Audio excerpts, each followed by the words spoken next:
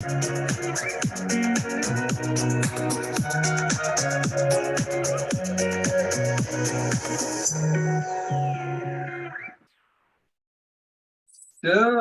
hello and welcome to the 7th edition of the European AI Forum. I'm sure that Linas will make us a little bigger on the screen at the moment and will fix us that you can all enjoy our three beautiful faces there. There you see Jeannette Gorzala, Vice President of the European AI Forum, and also Marloes, also Vice President of the European AI Forum. My name is Abbou, and I'm very happy to say hello to you all here in Europe. The European AI Forum Congress, 7th edition, we started in Zagreb over 3 years ago, and we are very happy that we could constantly give you a remarkable conference in every 6 months. And there are also things happening on the scale of AI, of course, in Europe at the moment. It's not only a trending topic, but it is also something which has a large impact on the actual discussion in politics, in society, in culture. And we are happy to provide a little bit the insight on the scale of AI from the experts, from the people who are actually using artificial intelligence and not people who only speak about it.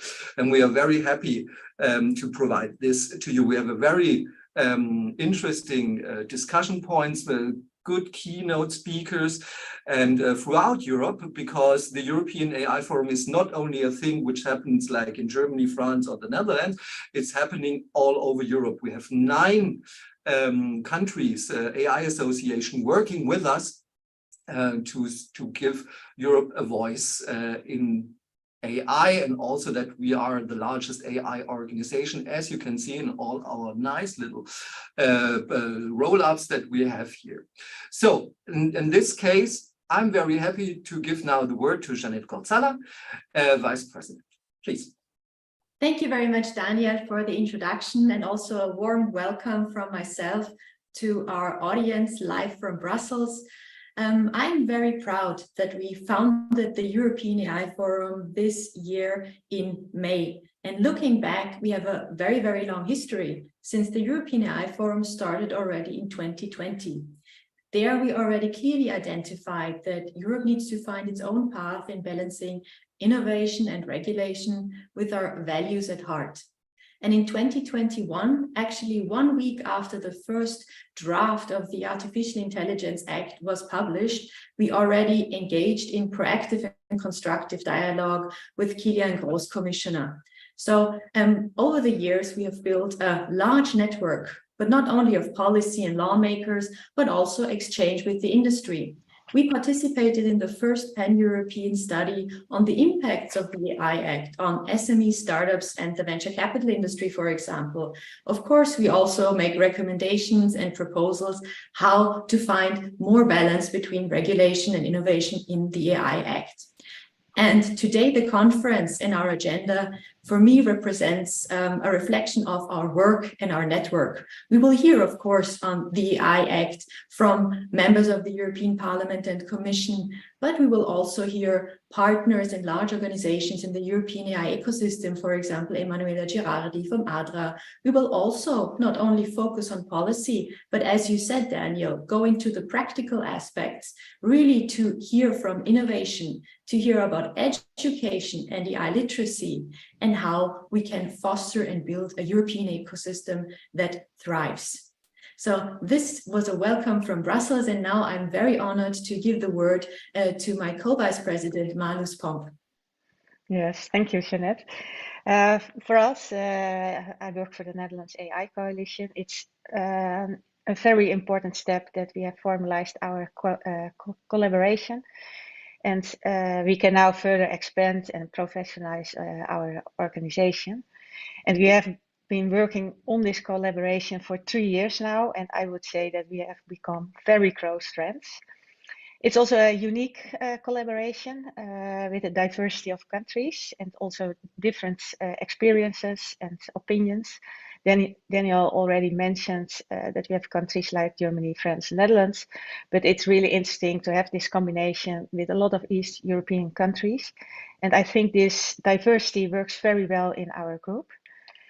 The European AI Forum has contributed to promote AI in innovation and also encourage that the AI Act is not about regulation, but also on innovation. And we have already contributed with many elements to stimulate an innovation-friendly AI ecosystem that has been included in the AI Act, such as the sandboxes and also important free access for startups and SMEs to these AI sandboxes, but also, for example, the adoption of a collaborative approach, including guidance by authorities. Now, we welcome these adoptions and we believe that their implementation will be very helpful for promoting AI products and services made in Europe with a human-centric approach. So we're not a lobbying club, but more a partner of the Commission to make the AI Act as practical as possible, also for startups and SMEs. And ultimately, this act should become a business model for human-centric AI. And I would like to thank you for joining us today, and I hope you will enjoy the program. Thank you. Thank you so much. And now, Jeannette, I think it's you to present our first live input. Yes, thank you very much, Daniel. Our first speaker is Emanuela Girardi from ADRA, from the AI Data and Robotics Association, where she is president. And I'm asking Emanuela, are you already here?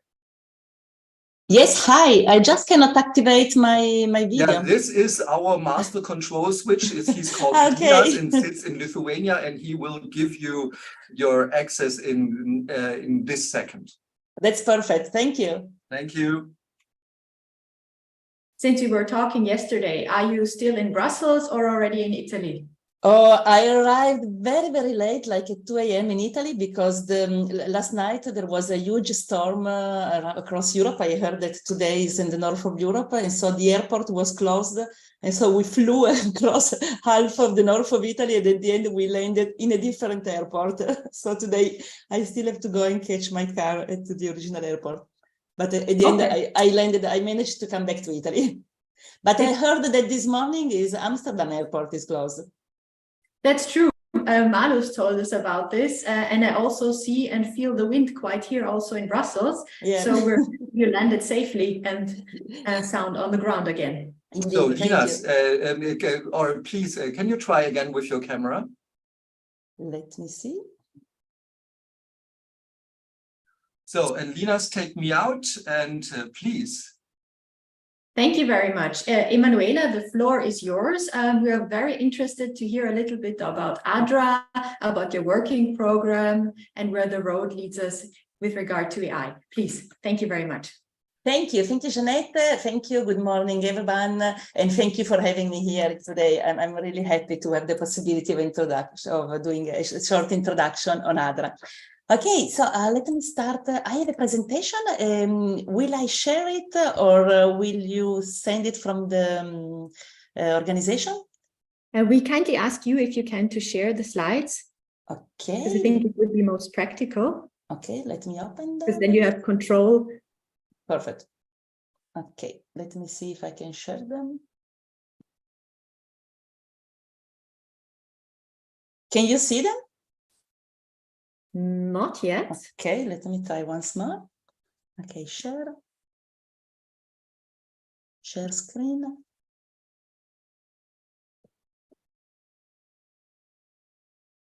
Now we see. No? Yes, but perfect. But do you see the presentation? Yes, we do. Okay, let me send it in presentation mode. Perfect. Okay, perfect. Okay, then thank you. Let's start. Okay, so today I would like to give you a short introduction on ADRA. What is ADRA? What is the partnership? The goal of ADRA, and the main reason why ADRA was founded, and which one are the goals that we want to develop and to reach in the next years. So ADRA is the AI Data and Robotics Association, and it was founded in 2021 to become the private partner of the new PPP, the Public-Private Partnership partnership of the European Commission on AI, data and robotics. In June 2021, we signed an MOU with the European Commission, and where we committed on one side the European Commission and on the other side the private part of the partnership. We committed to invest 2.6 billion euro in the next years until 2030. So it's, I mean, if we compare this amount of money, I mean, to the big investment of China or United States, is not that much money, but it's still a considerable amount of money that, if it's well spent, can really have an impact on the creation of the European AI, data and robotics ecosystem. So ADRA was founded by 5 founding associations, which represent the entire market and ecosystem and research and with a multi-stakeholder approach of AI, data and robotics. So the 5 founding associations are BDVA, URI, CLARE, Robotics, and ELLIS. And they work together for about 2 years with also with the initial board to really start up ADRA and start developing this European AI, data and robotics ecosystem. And now there is a new board since few months, but there are still people, I mean, from the founding association that are involved in the development of ADRA. And ADRA has 3 very, very, I would say, ambitious goals, very high level, but also very ambitious goals that have been set in the Memorandum of Understanding. And I mean, that we really want to achieve together with the support of the European ecosystem of technology, innovation, and with the European Commission. So the first goal is to secure European sovereignty over AI, data and robotics technologies and know-how. The second one is to establish a European leadership in AI, data and robotics technologies, but with a high socioeconomic impact and an environmental impact. This green part and the environmental part and social part of the goals, so this, also the green and social sustainabilities are always included in all the documents that we release, and they are really, I mean, the fil rouge, I would say, of our overall strategy. And this is really the positioning of Europe in the global AI, data and robotics landscape. And the third goal is to reinforce a strong and global competitive position of Europe in AI, data and robotics. So as you can see, I mean, these are really very high level goals. And then we always keep in mind the Sustainable and Development Goal agenda of the United Nations, the 17 SDGs. And then on top of this, the 5 sustainability mission of the European Commission. So we think that we do believe that with the intersection and convergence of these 3 technologies, we could really face the world major challenges. And I think that if we look, for instance, as these 3 examples where the convergence of these technologies can really give a support and impact, they can have an impact and they can make the difference. If we think, for instance, in the cleaning oceans from plastic or from other pollution, it's a huge task. And advanced tech is really needed that can really be helpful here. Then if we think about the safe and autonomous driving car is another very critical and very interesting sector. And then if we think about smart agriculture, I mean, we really think that an efficient production of food can really be achieved with the convergence of AI, data and robotic technologies. So these are just 3 examples, but there are really, I think, lots and lots of areas where the convergence of these technologies can have a strong impact, not only in Europe, but really globally. So why we should join, you should join ADRA? Which one is our value proposition? So we really believe that, I mean, as an ADRA member, you really get a role in solving these major challenges with AI, data and robotics technologies. And we also boldly claim that ADRA today is the only European association that creates a unique value for its member by leveraging on the convergence of these 3 technologies, so AI, data, and robotics. Of course, there are lots of, other successful associations like DBA, like Robotics, like the association, like your association that it's becoming more and more successful. But we really think that, it's at the end, it is very important to collaborate and to create a network and to be able to create this unique European innovation ecosystem, leveraging on all the different technologies. And then ADRA is also unifying the European research, the different research bodies on AI and data and robotics, and to make them having one strong voice, because you know that in Europe we are investing, discrete amount of money in research. Again, maybe it's not really that much if we compare it to China or to the big tech or to US. Or Canada or other countries, but then it's very fragmented. So with ADRA, we're really trying to bring them together in a one strong voice. And then ADRA can also help its member to formulate this research and innovation objective, but again, from a socioeconomic point of view and challenges, and it's also from the green challenges. And the last part is that we're not only facing these big challenges, like the SDGs or the European 5 mission, but we're also contributing in the creation of a European environment for idea to flourish and scale up. And I think that this is important, especially for AI startup as well. So this is more or less our value proposition. And of course, for different kind of target, we have different values. So we divided our target in 4 categories. For the big industry, we can really help the big companies bring the strategy discussion and analysis on AI, data, and robotics convergence. So we can really support them in this because we have a very high level network of researchers, we have big industries, lots of experts, and so we can really support them in this strategic discussion. For the SMEs and startup, we can help them enhancing their product and services through the convergence of AI. And then, of course, AI, data, and robotics, and to enlarge the application domain. And then, of course, we can support them also positioning themselves, their products and their services towards these socioeconomic challenges. For the RTOs and university, we can help them formulating sort of some research objectives that are addressing these major socioeconomic challenges. And then, of course, we can help them increasing the collaboration with European industry. And then for the end user, ADRA can really help end user of AI, data, and robotics tech to raise productivity and reaching the socioeconomic targets.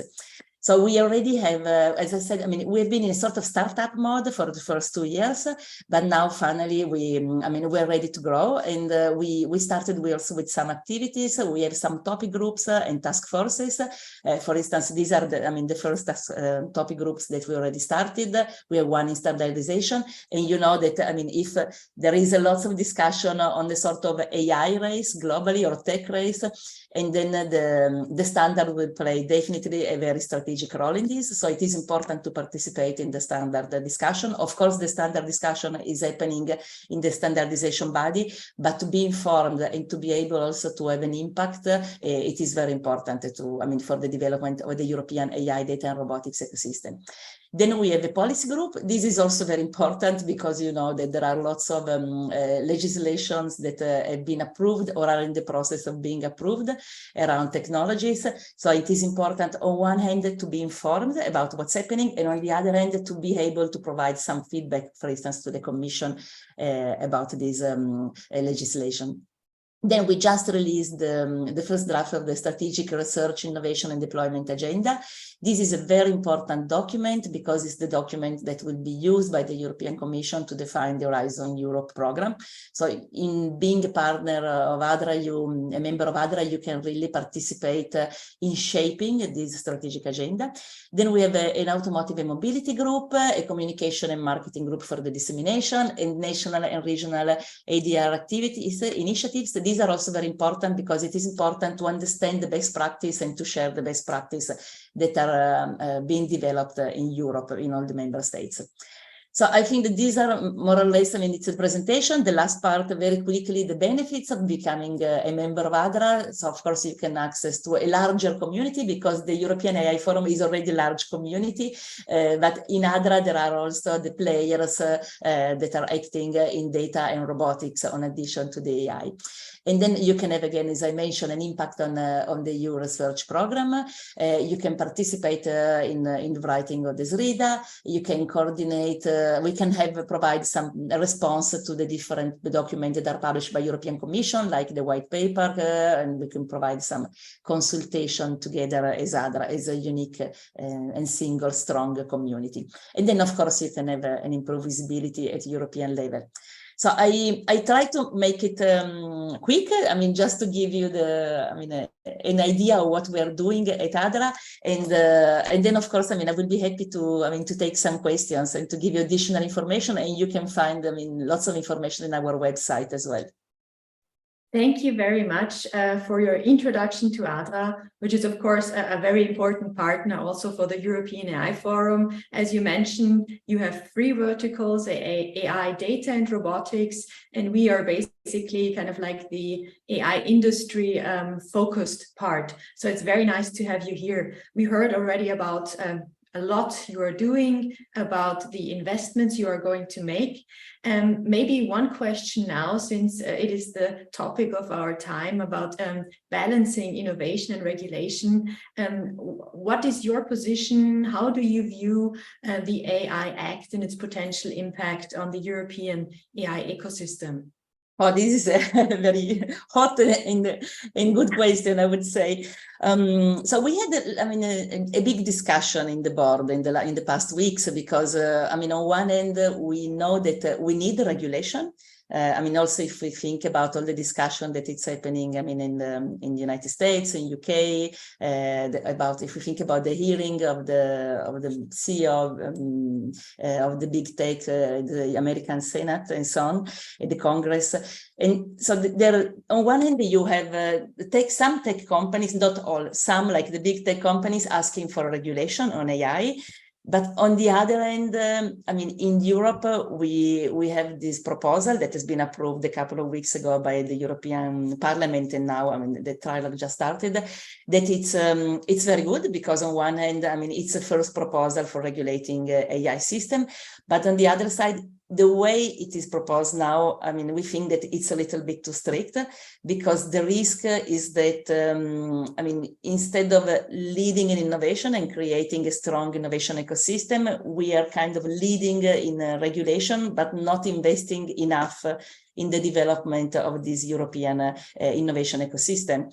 And so it is, I think it is a very critical moment, because we need to do something, probably, to make sure that we develop and we use safe AI, responsible AI, and that we can really, enhance the European vision of trustworthy and human-centric AI.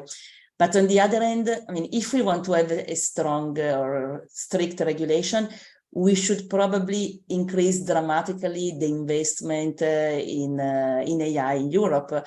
And if I think about investment, I think, for instance, in education, we don't have enough AI talents, for instance. Or if I think about the research, we have, big investment in research, but it's very fragmented. So, we have lots of very interesting initiatives, but we don't have a few big initiatives that can really have an impact globally. And I think that there are some limits, and to overtake these limits, it will not be easy, because, like you said, it is very difficult to find the right balance.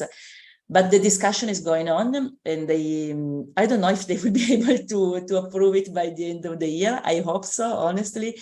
But I also think that the operational part of the AI Act will be quite challenging indeed. Thank you very much for that outlook. And I take very much from your statement, it's not only about regulating, but also very, very much about investing, which I think is a very important point you made. I would love to talk and catch up more, but we are unfortunately on the strict timetable where I do not have time to ask you all the other questions we would like to have answered. But we will catch up hopefully soon, maybe in Italy, maybe in Brussels. Thank you very much for joining us and being the first speaker on the European AI Conference. And I hope very much to see you soon. Thank you, Emanuela. Thank you. Thank you for having me, and have a successful forum today. Thanks. Thank you very much. Best regards to Italy. Thank you. Ciao. Ciao. Okay. So now it is my great honor to announce our next keynote speaker. It is Jean-Noël Barrot. the French Minister for Digital Transition and Telecommunications, who will be giving us an overview and a glance about AI regulation and innovation in France and the strategy. Thank you very much. The floor is yours. Dear participants, I'm very pleased to be able to share with you, even remotely, France's view on AI, which has become a very trending subject lately. We strongly believe that AI should be serving the well-being of citizens.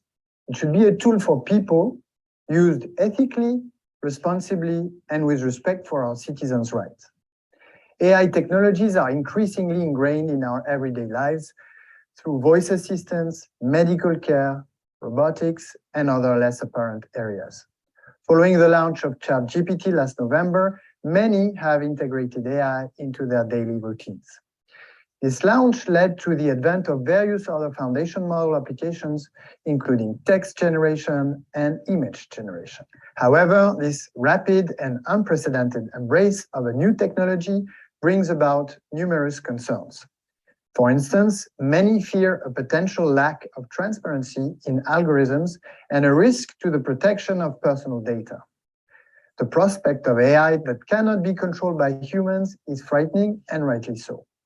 Moreover, this is not the AI we want to promote on our territory, and the President of the Republic, the Prime Minister, and I are committed to a vision of AI that is, as I said, at the service of humans and not the other way around. Our vision of AI is also one that drives growth and innovation for the French economy. There is huge potential for inventive companies in improving government services, energy management, and enhancing business management methods. To accomplish this, the French government needs to encourage the local ecosystem to foster the growth of ethical AI. This doesn't just entail formulating extra rules, but also collaborating with businesses to build public trust in AI technologies. In doing so, we support the capacity to innovate for the benefit of our citizens.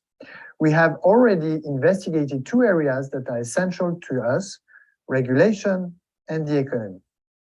In April 21, France welcomed the EU Commission's legislative initiative to support the development of a trustworthy and competitive AI market in the EU.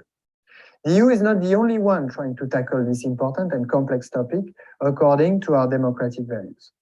For instance, OECD, the Council of Europe, UNESCO, the US, or closer to us, the UK, have also launched initiatives to enhance trust in AI technologies. Let's remind ourselves that there is not one single way of doing so. The EU, for instance, has chosen to regulate AI through legislation, as well as the Council of Europe, which has initiated its work towards an international convention on AI human rights, democracy, and the rule of law. On the other side of the ocean, the US have developed a blueprint for an AI Bill of Rights, which is a set of 5 principles and associated practices to help guide the design, use, and deployment of AI to protect the rights of the American public. On the last aspect of generative AI, the recent G7 summit in Hiroshima launched an initiative in order to define a framework for general principles shared among the member countries on their specific subjects. Coming back to the EU, as you probably know, the EU AI Act is still under negotiation, and it is a complex piece of legislation. For the past 18 months, the 27 member states have tried to find the right balance between an adequate protection of citizens' fundamental rights while supporting innovation in Europe. During its EU Council presidency, France has prioritized business clarity and pragmatic regulation. Efforts were made to align with what businesses can practically achieve while still protecting citizens' rights. Supporting innovation and safeguarding rights was another focus. For instance, businesses were allowed reasonable opportunities to test innovative systems without violating individual rights. Next month, Parliament will vote on a compromise text. We will then initiate trilogues to finalize it. France is committed to promoting innovation in Europe.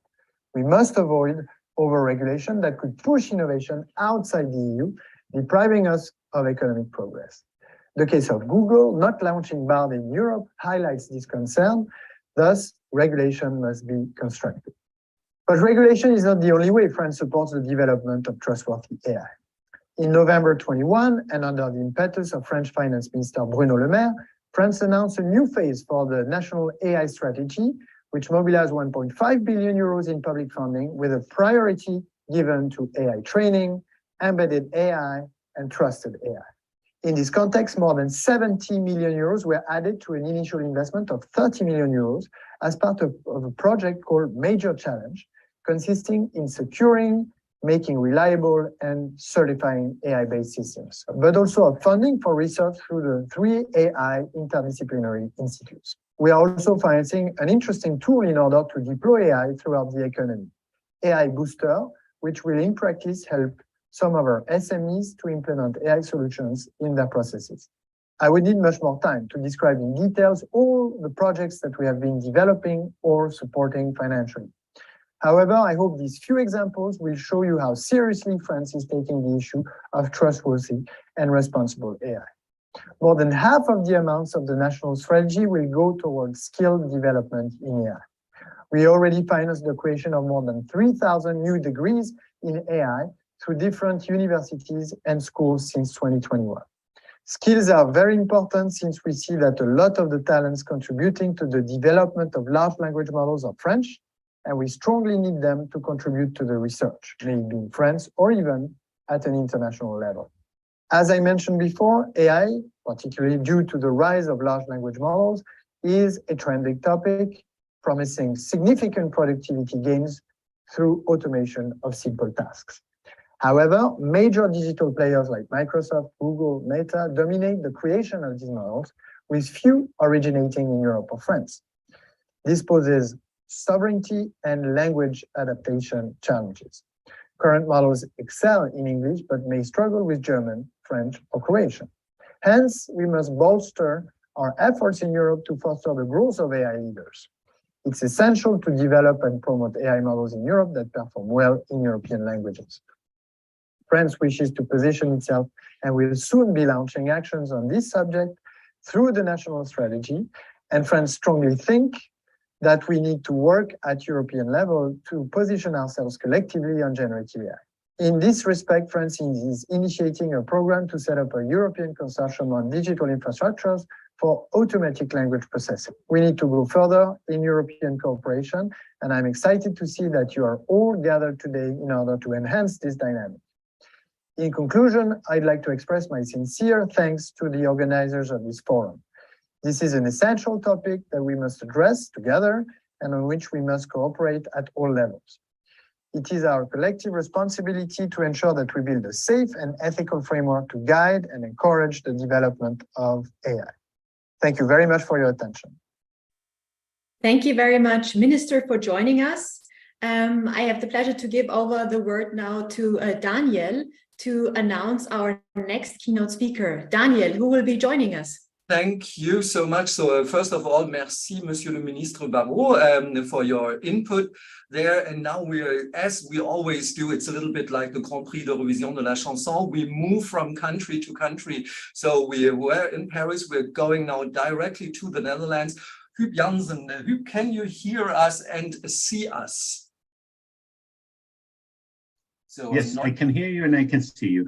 Okay, these are the prerequisites that enjoying your keynote, which is coming now. Huub is responsible for supervising AI on the Dutch Authority for Digital Infrastructure. He's also the chair of the Dutch Working Group and European Working Group of Competent Authorities on AI. And Huub, I hope you are doing good, and we are really looking forward to your input. Okay, thank you very much. Thank you for this nice introduction, and thank you for having me. And I would like to say something about the French approach, because even though as a competent authority, people sometimes think they're here to make life more difficult, I do think we have exactly the same approach like the French have. Well, let me first say a little bit about myself, and then on the way we view the supervision on AI. So within my agency, I'm responsible for AI, which is more than just supervising AI. It's also working on standardization, doing research, developing our own AI that we can use as a competent authority. but quite an important part is supervising AI. And I've been doing this for the last 3 years. And that's because it doesn't start with the AI Act. AI is already being used, and there's already a lot of current legislation to which AI must relate. So, for example, if the AI is used in medical devices, it's already under the medical device regulation. So if there are specific risks, they need to be incorporated in the procedure for compliance with the medical device regulation. The same goes when AI is being used in, for example, the telecom networks. We already have to supervise whether or not there are additional risks and if appropriate measures have been taken. So it doesn't start with the AI Act. So already for 3 years, we also, in the Netherlands, we work together with over 20 competent authorities who are all involved in supervising AI, sometimes more on horizontal issues like the GDPR, and a lot of competent authorities on sectoral legislation. And we do that mainly to learn from each other, to help each other, and to cooperate. And 3 years ago, I also started the initiative of a European working group of competent authorities, try to get the same things going on a European level. So learning from each other, helping and trying to align the way you view supervision. In the European Working Group, there's also the European Commission and ENISA involved. Since recently, we are starting to working together with UNESCO. They're supporting the working group, especially because of their knowledge on the global framework of ethics and AI. So really trying as a competent authority, not only the policy side, but also competent authority to work together and to coordinate on all these different levels. And now we're going into the area of the AI Act. So there's an additional legislation, probably beginning of next year. And there are a few things I would like to highlight. One is it's product regulation. So it's a different kind of legislation, different kind of supervision than, for example, with the GDPR.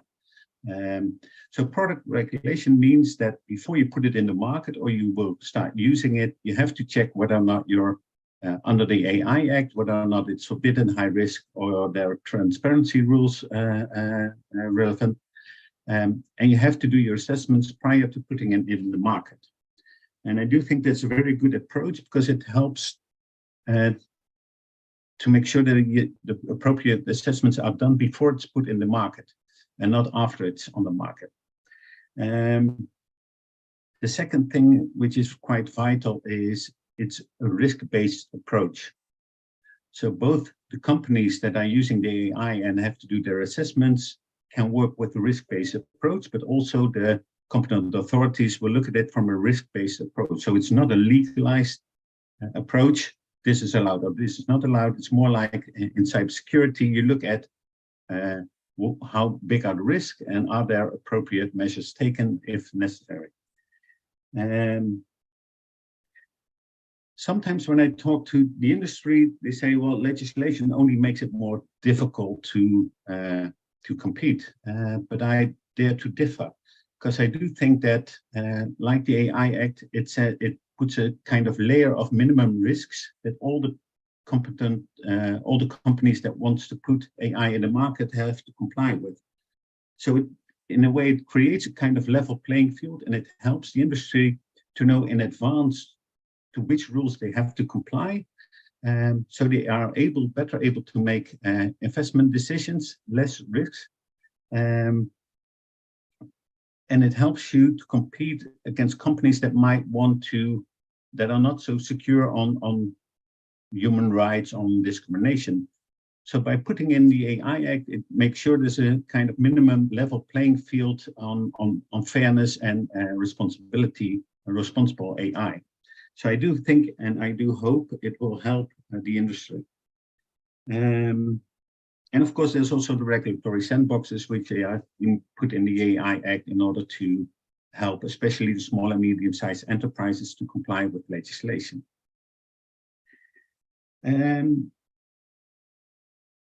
what is also quite important for competent authorities, if you really want to be a human-centric AI, you need a strong European industry on AI and a strong AI ecosystem in Europe.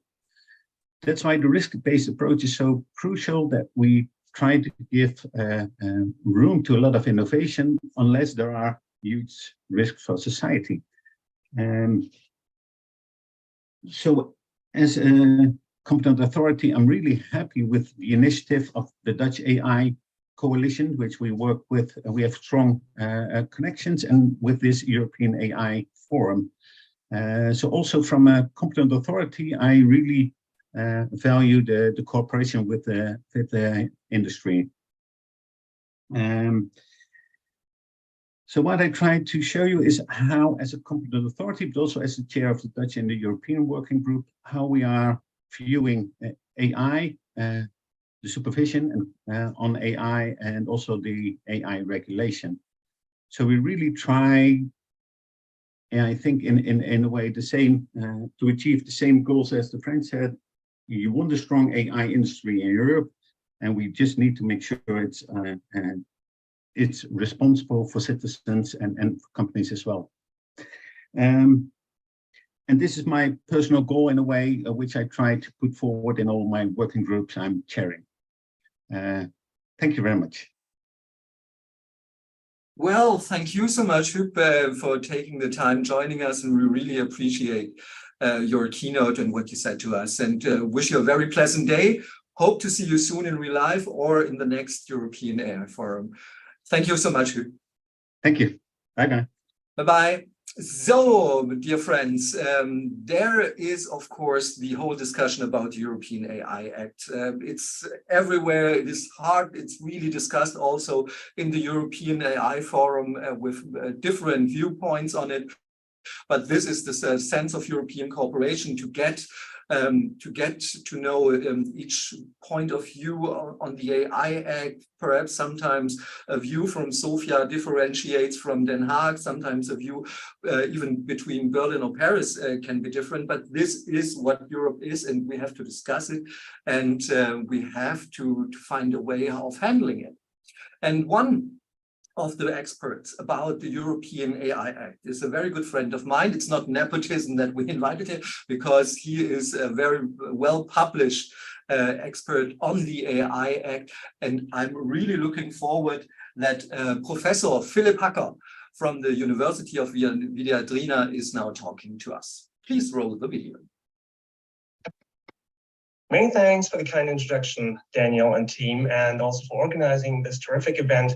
It's really a pleasure for me to be back at the European AI Forum at this year's edition, this time with a talk on foundation models, generative AI, and the question of how all of this will be regulated under the new European AI Act. So regulating ChatGPT, the future of the AI Act, that is the topic for this brief presentation. We have about 15 minutes, and I will try to approach this complex topic in 4 steps. So first, I will try to give you an overview very briefly on some technical foundations of generative AI that are necessary to understand the legal dimensions and the legal questions lurking behind this. In the second step, we'll look at the model itself and the way in which it is regulated in the AI Act. I will conclude with some policy proposals, and before I then, well, in the last step, actually offer some final thoughts on the conclusion. All right, so let's get started right away. But before we get into the nitty-gritty, I just want to say that this is, of course, a very short overview. I have a couple of papers that spell all of this out in greater detail. You can find them on my archive page if you're interested. So, let's have a look just a little bit at the technical foundations. And many of you will probably be experts on this, or even more proficient than I am in this. But the important thing to understand is that when we talk about AI and the AI Act, it is, of course, of crucial importance to define what AI means. Because as lawyers, we need to define it to know when the AI Act will apply and when it doesn't. So the problem is that, as many of you know, there is no uniform definition of AI in computer science. And therefore, the regulators and legislators at the European level have struggled quite a bit to define AI properly. And in fact, they have taken a route that is a little bit unconventional, I would say, and they have honed in on a term of AI that focuses on autonomy. So the Council of the European Union, which is one of the two bodies that need to approve the AI Act, Council and the Parliament, the Council in December 2022 approved its general approach, basically made clear what its point is, and said AI, that is a system, software basically that operates with a certain degree of autonomy and includes either machine learning or knowledge-based approaches. The European Parliament then just very lately in June finalized its position and also focused on autonomy for the definition of AI. So then the question, of course, is what does autonomy mean? And we can see something in the recitals of the AI Act and the position of the European Parliament, but I think that this is not enough. What the European Parliament defines as autonomy is basically independence from human intervention. But hey, my toothbrush can actually brush my teeth or someone else's teeth without human intervention. You just let it hang from the ceiling or whatever. For some to function independently from human intervention is not autonomy, it's automation. Any piece of machinery that's just a little bit sophisticated but has little to nothing to do with AI actually is independent from human intervention. So what needs to come in as well is some kind of learning capacity, some kind of ability to adapt to a new environment. And if we take the two together, then in fact we can speak of a more sensible, meaningful concept of autonomy. And then we would of course have to say what level of autonomy is required for AI to actually fall under the AI Act. My own proposal would be to say that for the moment, for the time being, let's focus on machine learning. Machine learning is something that is very neatly defined. Tom Mitchell, has already written this up in 1997, page 2 of his famous textbook, when he said a computer program is set to learn from experience E with respect to some class of task T and performance measure P. If it improves performance of task T as measured by P, improves with experience E. All clear? Well, basically it means the more experience the program collects, the better it gets. And roughly speaking, that's still true for any kind of machine learning program. It would be possible to focus on this definition, which is widely accepted in the computer science community, but for a variety of political reasons, this will likely not be the outcome of the trilogue.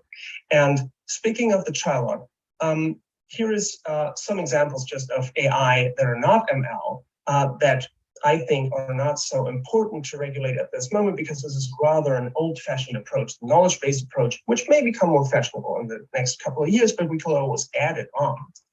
But the interesting structure now is that we have some kind of definition of AI. And the timeline now is that during the next half year, until roughly Christmas, the trilogue, meaning the discussions, negotiations between the Commission, the Parliament, and the Council, hence trilogue, will be underway.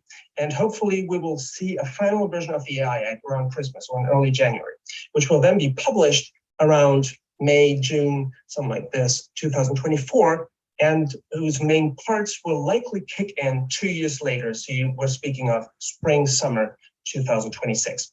But of course, companies have to start adapting right now if they want to be ready for the AI Act compliance regime when the time has come.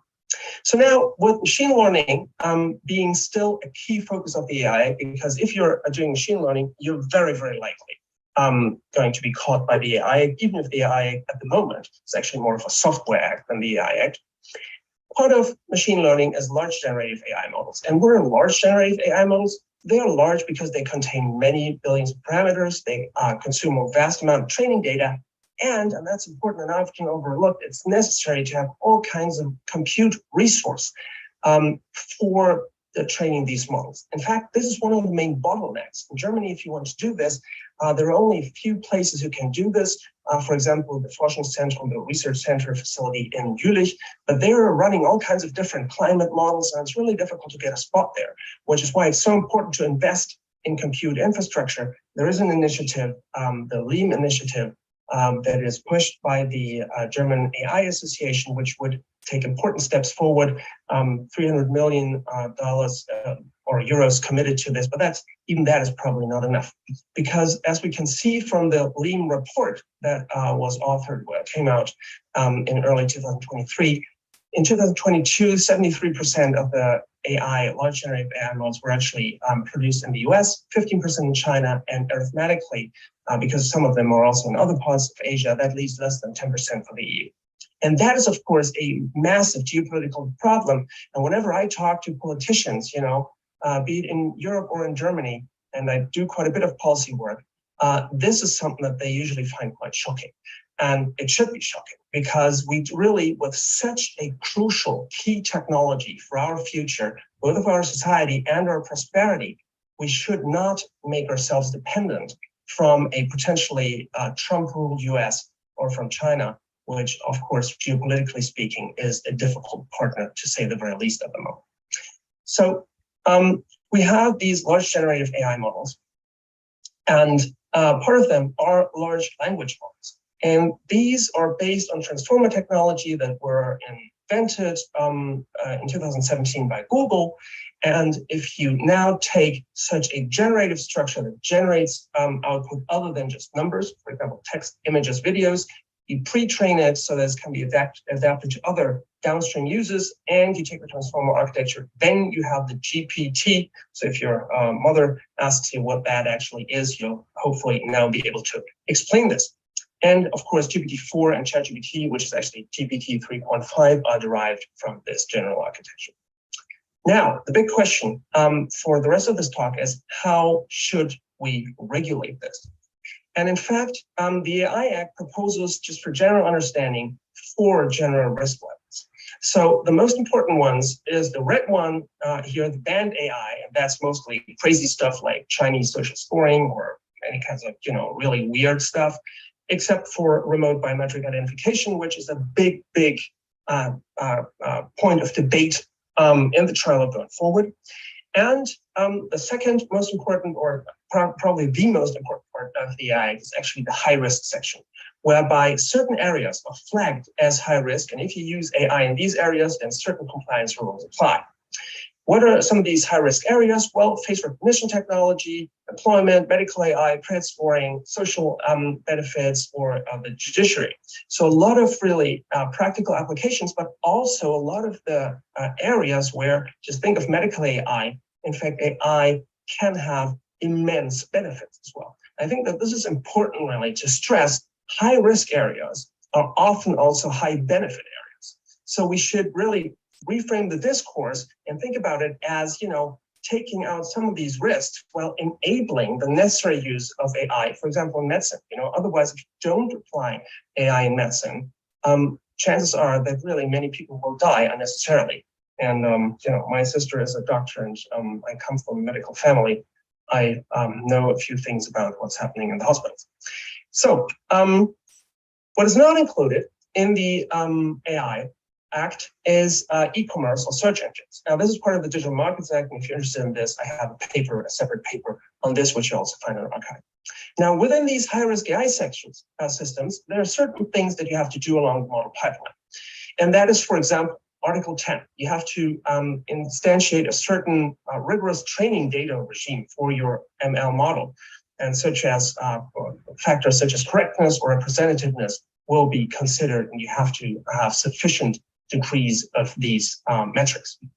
Then you need to document things, you need to make it transparent, you may need to make the system explainable to the general user, and you need to have a human in the loop in many cases. And finally, there is Article 15, which prescribes sufficient performance, but also certain criteria with respect to cybersecurity and the mitigation of bias feedback. Now, all of these kind of make sense as best practices. The problem really comes in when we talk about foundation models. Foundation models are a recent development. As we've seen, the transformer architecture only really was invented in 2017, and public attention on them has only really started with the release of ChatGPT in kind of the fall, November 2022. Now, in May 2022, the French Council Presidency already made an amendment to the AI Act on general purpose AI systems, GPAIS. And what they had in mind were basically the generative AI systems like GPT-3 that were already on the market at that time. And they defined it as systems intended by the provider to perform generally applicable functions, such as image, speech recognition, and so on. Now, that term has become a little démodé because now with the European Parliament compromise, and what I think is a much better term is being introduced, namely that of the foundation model. What is a foundation model? A foundation model is a model that has been described at length in really very well accepted computer science papers. So it comes from the research group around Professor Young in Stanford, and it is defined in the AI Act and the European Parliament version as an AI system model already back in April 2022, and now with the position also in June 2023, as an AI system model that is trained on broad data at scale, designed for generality of output, and can be adapted to a wide range of distinctive tasks. This does make sense because it focuses on generality of tasks and on the fact that this can be used for downstream applications. So basically what you want is some minimum consensus on what these models need to do in order to prevent errors being propagated down the AI value chain. Importantly, both of the definitions, GPAIS and foundation models, cover generative AI, which I will refer to as Gen AI going forward. So what is the vision of the EP? Basically, we published our paper regulating ChatGPT in January 2023, and some of the things that we proposed actually can be found now in the European Parliament version. And full disclosure, I was somewhat involved in advising the European Parliament on this. There are some rules concerning transparency, data governance, and cybersecurity that apply to all of the foundation models. In addition to, of course, the GDPR, non-discrimination law, product liability, which does apply anyways to all kinds of software, at least generally speaking. But then there are some more contentious points. All foundation models are supposed to have a risk assessment and risk management with respect to all possible high-risk users, which if you look at GPT-4 are more than 2, right? It's rather in the range of 2 million. And for generative AI, there's a specific section, Article 28B, paragraph 4, and it says that you have to disclose, it has to be made public when the generative AI system interacts with humans. So far, so good, granted. But there must not be any illegal output, and the copyrighted training data must be disclosed. This is really tricky, and I will tell you in a second why I think this is really problematic. Because illegal output, that's indeed a problem, but just saying we don't want illegal output, that's not enough. Obviously, output cannot be illegal. And also, copyrighted training data, what do you mean by copyrighted? According to the laws of which country? There is different copyright in each of our member states, and in the US it's still entirely different. And what do you mean? Like if you have a 20 million data set, 20 million pictures, do you really want somebody to actually look through all these pictures to determine whether that's copyright or not? Even lawyers have a hard time determining this. This would, have due diligence costs that go into the millions. Well, I don't think this can be the end of the story. And thankfully, we still have the trilogue to iron out some of these, what I think are patent errors. Level 2. So level 1 is the foundation model itself. Level 2, high-risk rules for those foundation models used in high-risk applications, for example, medical AI. And then level 3, some information sharing along the AI value chain. Basically, if you're the professional user and you have some obligations, or you're a deployer, you fine-tune a model, you have some obligations on the AI Act, you might not know how the model was trained by, say, OpenAI. Hence, you need to have a right to know within certainly the parameters of trade secrets law and IP law to know how this was trained. All right. So with this, let me come to the final section, to the policy proposals. What do I think would be the best way going forward? I think the main problem with generative AI, truly speaking, are pictures like these. The fake image by the Pope or of the Pope that was circulating around the world. and that other fake image of the person to the right, who is, as you know, a convicted sexual offender in the US. But that particular picture of the mugshot is actually fake. But it was used by Trump to actually collect quite a bit of money from his supporters. Now, that is a problem when we look at general elections, for example, but also with respect to personality rights. ChatGPT invented a sexual harassment claim against a real Georgetown law professor, and that person now has extreme difficulties because this just went viral. And those are some of the things we need to take care of. You know, hallucinations, fake news, hate speech, child protection, but not necessarily, I think, the kind of nitty-gritty risk management that some people are dreaming of. So what I think is the problem is that in the realm of, say, moderation of harmful content, we have a system in place, and that's the Digital Services Act. But the Digital Services Act does not apply to generative AI, at least not to generative AI systems themselves. And that is a problem because once it does apply, which is when these pictures, for example, or the text is posted on, say, Twitter, that's when Pandora's box obviously has already been opened, and you will never be able to put all of this back into the box. It goes viral, as we've seen, you know, with a law professor who now has his reputation tarnished, despite the fact that this was a fully made-up claim. Now, what can we do? So the problem is that in the AI Act, there's a certain risk of over-regulation due to the risk management rules. And there's a certain risk of under-regulation, I think, when we think about automated, mass-generated hate speech or fake news campaigns, which can really pose a problem for our democracies. And that is a severe problem for generative AI indeed. Because if we think back again, you know, we have the US, China, and the EU, and again, that proportion between them is just vastly to the EU's disadvantage. That's not to say that we shouldn't team up with the US, for example, absolutely in all ways possible for research alliances and also for making regulation more coherent across the Atlantic. But it would be important to have European models as well. How can we do this? Well, sensible regulation must be tailored for trustworthiness, but also aim at a healthy and competitive AI ecosystem and environmental sustainability, I believe, which is the next big challenge. How can we do that? I think that we need to expand content moderation on the level of all foundation models, basically have a DSA light for foundation models, and we need to have some more stringent rules on sustainability because we are we're really on our way to overshoot even the most modest climate change goals that we have, and we're just going to make our planet uninhabitable within a few generations if it continues down that road. I think that most crucially, we need to put the risk management section from the model level to the use case level. If you have a specific use case and you use the model in that specific use case, then you have to do the risk management and the risk assessment, but not for a model like GPT-4 with millions of use cases. That just doesn't make sense. And that is extremely difficult to do for SMEs that don't have the money, like 10 million euros, to throw at the lawyers and the coders who can actually do this. And finally, we need more concrete rules and information sharing along the AI value chain. Hence, our suggestion would really be, most importantly, again, when you have medical AI, obey the medical regulation. That's actually a no-brainer.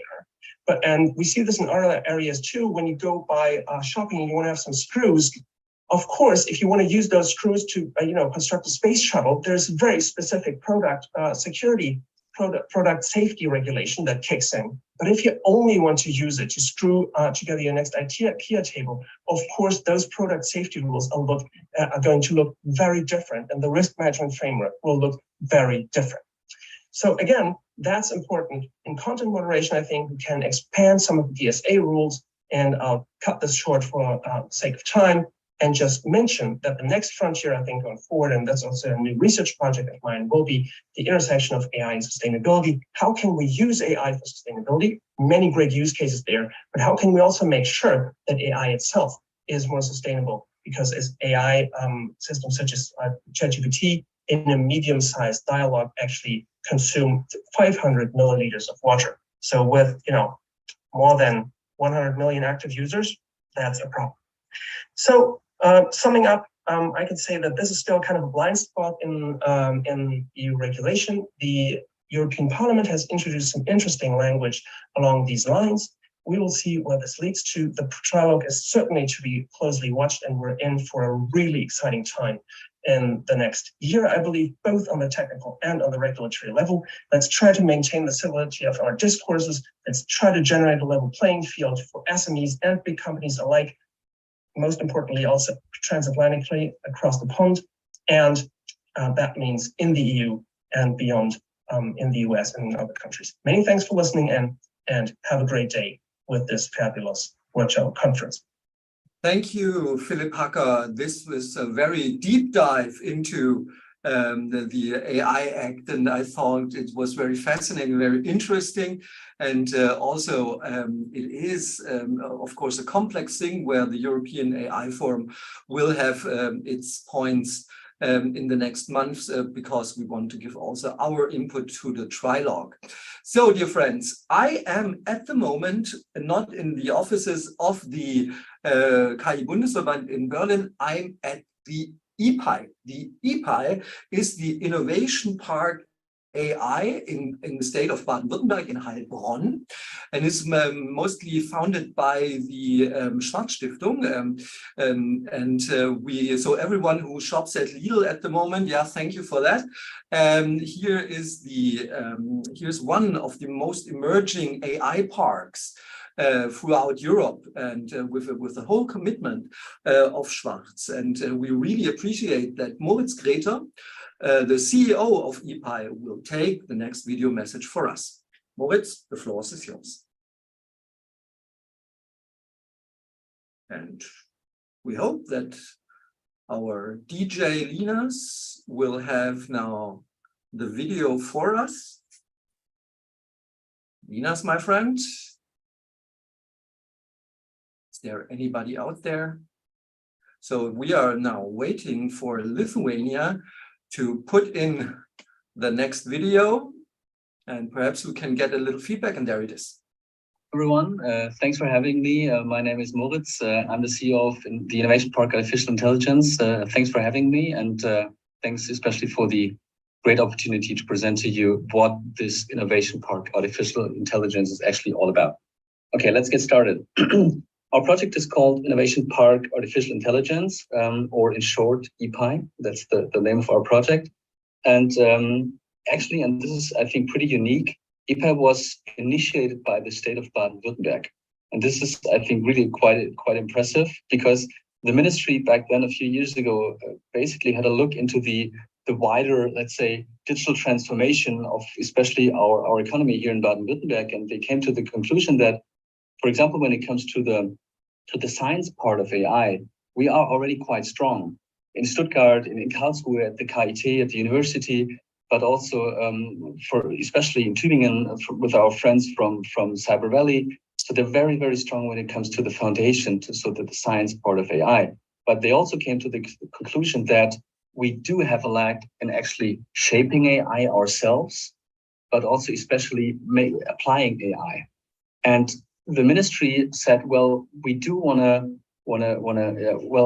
foster one approach that is putting together all the ingredients that we need basically in order to enable, especially our institutions, our corporates, our mid-sized, our small companies, to actually apply AI. And all these ingredients need to come together on one platform.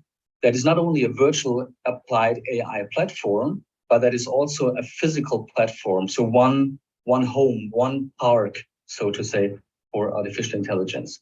And back then, they actually launched this as a competition, and the consortium here in Heilbronn actually won the competition against 3-4 other very, very, very strong applications. And the consortium consists of the Dieter Schwarz Foundation, a foundation here that has invested heavily in the past years here in Heilbronn in science, in entrepreneurship, in education, actually. So IPAI very much fits into these activities. Also, the city of Heilbronn, the Stadtsiedlung Heilbronn, and the Schwarz Group, which is the company behind the Dieter Schwarz Foundation, is part of the consortium. But what are we actually doing? What is IPAI going to be, and what is IPAI going to become? IPAI is going to be, as I said already, a world-class platform for applied artificial intelligence. So our focus is not on the science part or anything else. Our focus is on applying AI, really bringing AI into application, and to make sure that we have all the different ingredients on that platform that we need. And of course, we do want to, let's say, shape this platform as a network and basically bring all the different institutions together on this one platform and force them and help them, enable them to cooperate, to co-create, and to really drive AI and to benefit basically from AI in a very open, innovation-driven kind of way. Also, what we're going to have there, and by talking to lots of these institutions, of those corporates, we realize that there's a lot of infrastructure that you need when it comes to data, when it comes to spaces, when it comes to real labs. So all kinds of infrastructures are needed in order to apply AI on a world-class level. And we said, well, we could actually do this in a share economy kind of approach. So basically, we as IPAI could invest into this infrastructure and then offer it to all the different, let's call them members, that are actually benefiting and being attached to the IPAI platform. And also, and you see this here in the first part of this sentence, we also want to become a real international magnet, because we believe, especially here in Baden-Württemberg, we need to be loud, we need to be heard, we need to be seen. And in order to do this, we really need to be visible with what we're doing and shed a light on all the different players that are active in the IPAI platform. And also, and I think this, I hope this is already visible when you look at our websites and all the different formats that we're already doing today. We do want to become a lighthouse, a European lighthouse of innovation, of AI innovation, but we still feel very strong roots here in Baden-Württemberg, and especially also in the city of Heilbronn, where, and I invite all of you to come here to Heilbronn and to visit us and experience for yourself how Heilbronn is evolving. It's incredible, not only with IPAI, with this applied AI innovation ecosystem.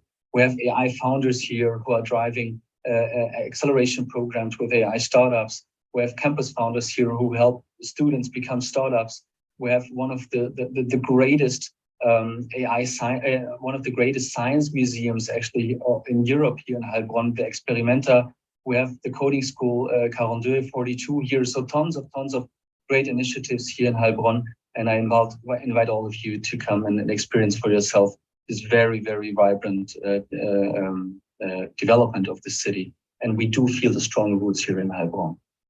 And also, I think, especially for you who I'm talking to today, this is very important. The focus of this applied AI platform and enabling all the institutions that are connected to our platform is that we want to put the human in the center. So really what you guys are driving is what we're feeling and what we want to put in the center of our attention and our approach, that we want to shape AI based on European values. And to us, this means to put the human at the center.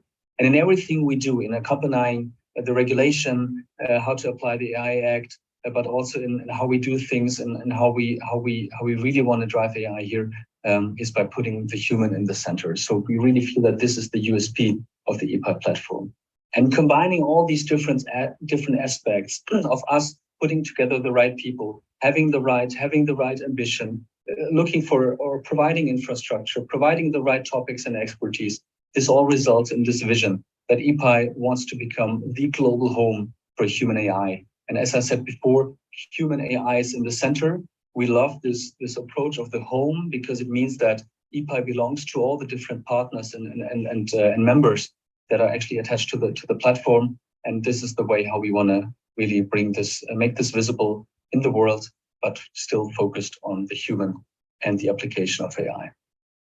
But it's not just a concept, as you may think now. That's something that's in the far future. We have already started today, and we're developing this AI ecosystem IPAI in stages, because as a startup, we really wanted to start fast and now. So this is where we're standing today. The first site is growing. We already have a first space with 1,200 square meters, and you see all the partners that are on board already, from Fraunhofer, Audi, Porsche, Würth. So you see already like tons of startups with our friends from campus founders and AI founders that are shaping their startups here. So you already see the different type of players from science, from education, from the corporate world that we're having attached to the platform already in a first physical space where we're exchanging constantly together. And this is a small example of a really great project from Porsche, who have actually decided to create a second home to their headquarter, which is their home of AI here from Porsche at the IPAI headquarters. But also in this first phase, we have already shaped a lot of strategic partnerships. For example, we have engaged in a partnership with Applied AI. So with the managing director, Andreas Liebel, we shaped this idea of actually taking Applied AI, which is a more 100 guys and ladies consisting AI consulting company, AI application company out of Munich, founded by the Unternehmertum Association from the TU in Munich. And actually today, Applied AI belongs to Unternehmertum and IPAI 50-50, and is a really great adventure, obviously, but also a really great joint venture together, and a competency stream that we wanted to have on the IPAI platform to then be able to offer it to all the different partners and members that we're having at IPAI. Also, of course, as a great and an emerging ecosystem is doing, we do a lot of events. We connect a lot of people from our members and partners. And also, and this is important, we don't only do that by ourselves. So with the IPAI team that has already grown from 2-3 people last October to now 17, 18, just recently 2 people started. So we're almost hitting 20 people now. But we also leverage a lot of expertise and network and insights from the partners that are attached to IPAI. So they are curating formats as well already on the platform.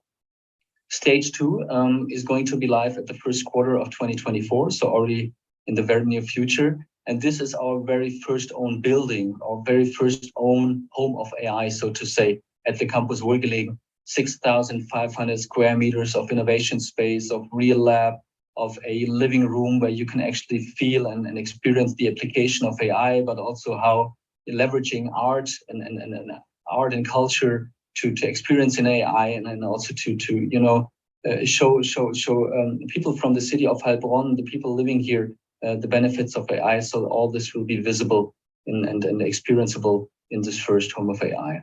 And you may think, well, this is a big and bold approach that's going to cost a lot of money. That's going to, of course, create a lot of impact. But in order to become a global home of human AI and really have the impact on the global economy, this is not enough. So that's why stage 3 is needed. In stage 3, in our vision, will be the hotspot in Europe for applied artificial intelligence. And we have a more than 23 square meters, 23 hectare space reserved for us. And actually our vision, and I know this is quite bold, we actually wanted to build an own AI district in the city of Heilbronn. And of course, this is a very green field today.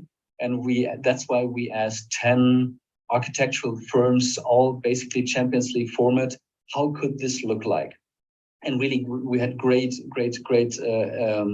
results and great examples from the different architectural firms how this could look like. We decided for one of the most renowned architectural firms, MV, with their approach, and this is how it's going to look like. And a very impressive circle, a real future city and real AI district on more than 23 hectares, completely free of cars. Cars are going to be drawn down to the downstairs area, basically for logistics and transportation. So we have a mobility hub in there. We have a communication center in there, real labs, the startup innovation center, tons of space for startups to start their idea, to start their AI venture there, but stay within the circle until they become a unicorn. So this is the goal that we're having. We also decided for this approach of MV because we believe this is the boldest one. This is the one that will give us the biggest, the biggest presence in Europe, the biggest, and actually our ambition to have a footprint in the world, to have a footprint in Europe with human AI will be visible with this approach a lot. Here you can see some visualizations of our communication center, which will be a favorite place of AI in the world, I promise, for example, for the topic of AI in art. Also here, this will be really the home. And again, also, and that is important for us, this will not be a closed space just for AI enthusiasts. It's also going to be a space for the people of Heilbronn.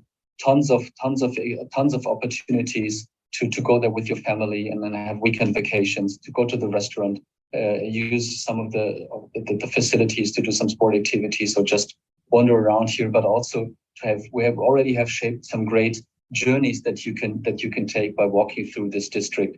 Either if you want to experience the great nature that we have here in Heilbronn, also especially when it comes to wine and nature topics, but also when it comes to experiencing AI and really experiencing AI in application in the space. And I hope you saw that with IPAI, we really want to make a difference in Europe. And thanks also for helping us in doing that and in applying AI and really shaping this together, because partnerships to us are very, very important. And that's why I really wanted to thank the Bundesverband KI, Steffi, for inviting us to this talk and giving us the opportunity to reach out to all of you. Thanks a lot. Thank you very much, Moritz, for this great presentation and also for the invitation to Heilbronn, and also this inspiration of the futuristic AI district. So I will definitely visit. Tell me when it's finished. I now have the great pleasure to announce our next keynote speaker. Our next keynote speaker is Sylwia Stefaniak from the Polish Ministry of Digital Affairs, and she will be deep diving into the topic startups and SMEs. What is the AI adoption rate? What do we need to do to increase it? Thank you very much, Sylwia, for joining us today. The floor is yours. Ladies and gentlemen, hello. My name is Sylwia Stefaniak, and I'm an expert at the Ministry of Digital Affairs in Poland. I'm involved in creating program activities and public policies related to the implementation of artificial intelligence in small and medium-sized enterprises. Today, talking about artificial intelligence is one of the most important issues we face for many reasons. This is not only because the topic has made a media buzz thanks to ChatGPT, but also because the implementation of this technology raises many challenges like competences, legal and ethical. In the context of artificial intelligence in SME sector, those challenges are evident because on the one hand, the level of AI implementation among this type of entrepreneurs is particularly low.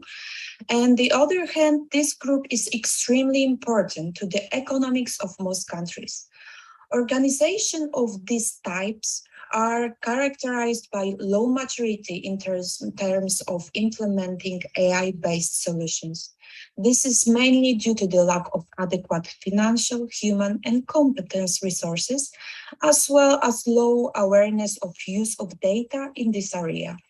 One of the biggest obstacles of AI adoption is getting through the initial stage, which includes difficulty in finding trusted AI solution providers, lack of knowledge to understand AI and identify AI use cases, and lack of guidance on AI adoption strategies. Therefore, public policies in this area need to be addressed from the central level. The European Commission has been monitoring member states since 2014 and monitoring digital progress through the Digital Economy and Society Index report. And according to this report, in 2022, the European average use of AI is only 3% in SMEs. At the Ministry, we recently conducted a study of AI development in SME sector.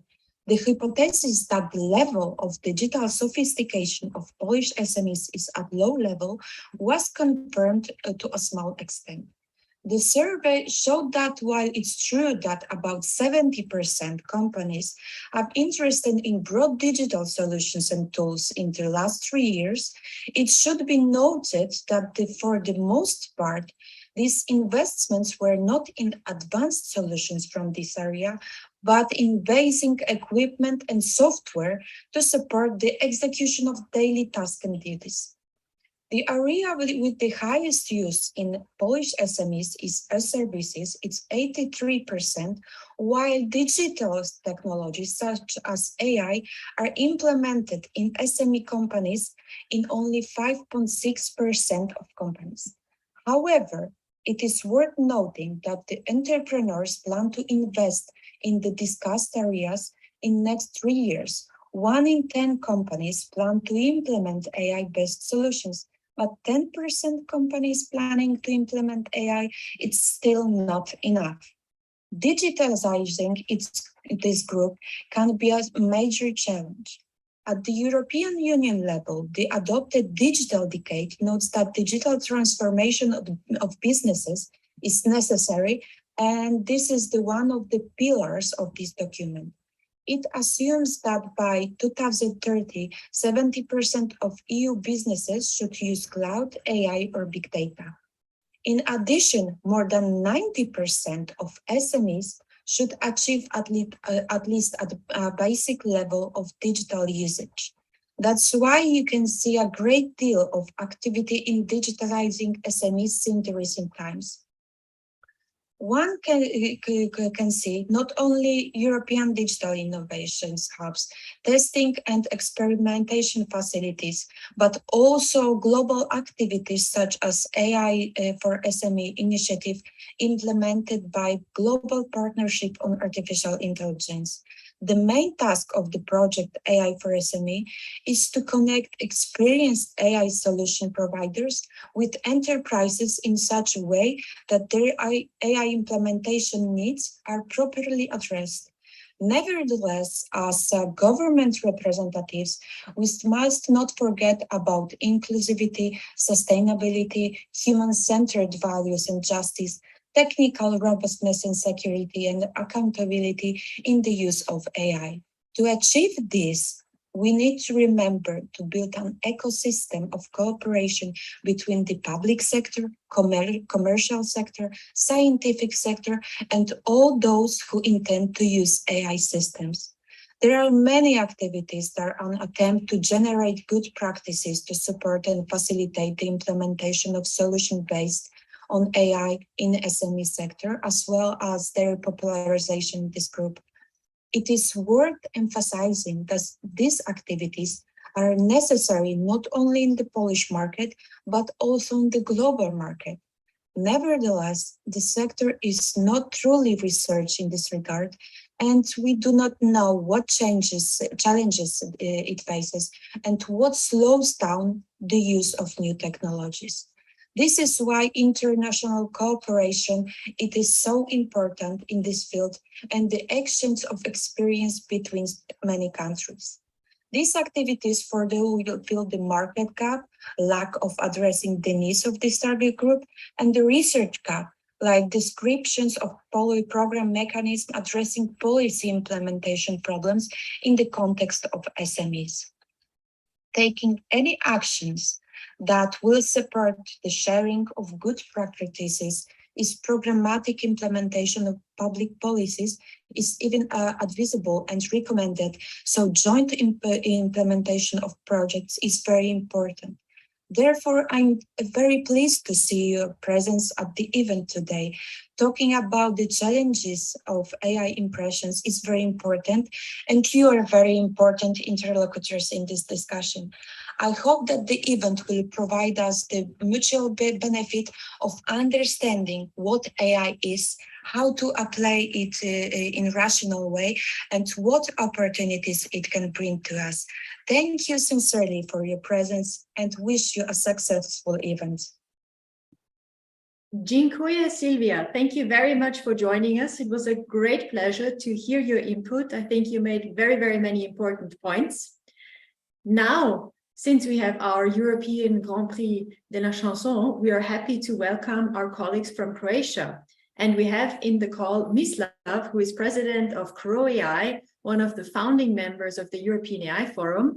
Welcome. We're very happy to have you here. And you will be explaining and talking to us about something very important apart from policy. So going into practice, going into education. Thank you, Mislav, for joining. The floor is yours. Thank you very much. I hope you can hear me well. Yes, works perfectly. Okay, loud and clear. That's awesome. So I would say that here at CroAI, we were like constantly thinking like, what's the best way how we can actually create value for our community. And one of the things we realized is that education is in a very challenging times right now.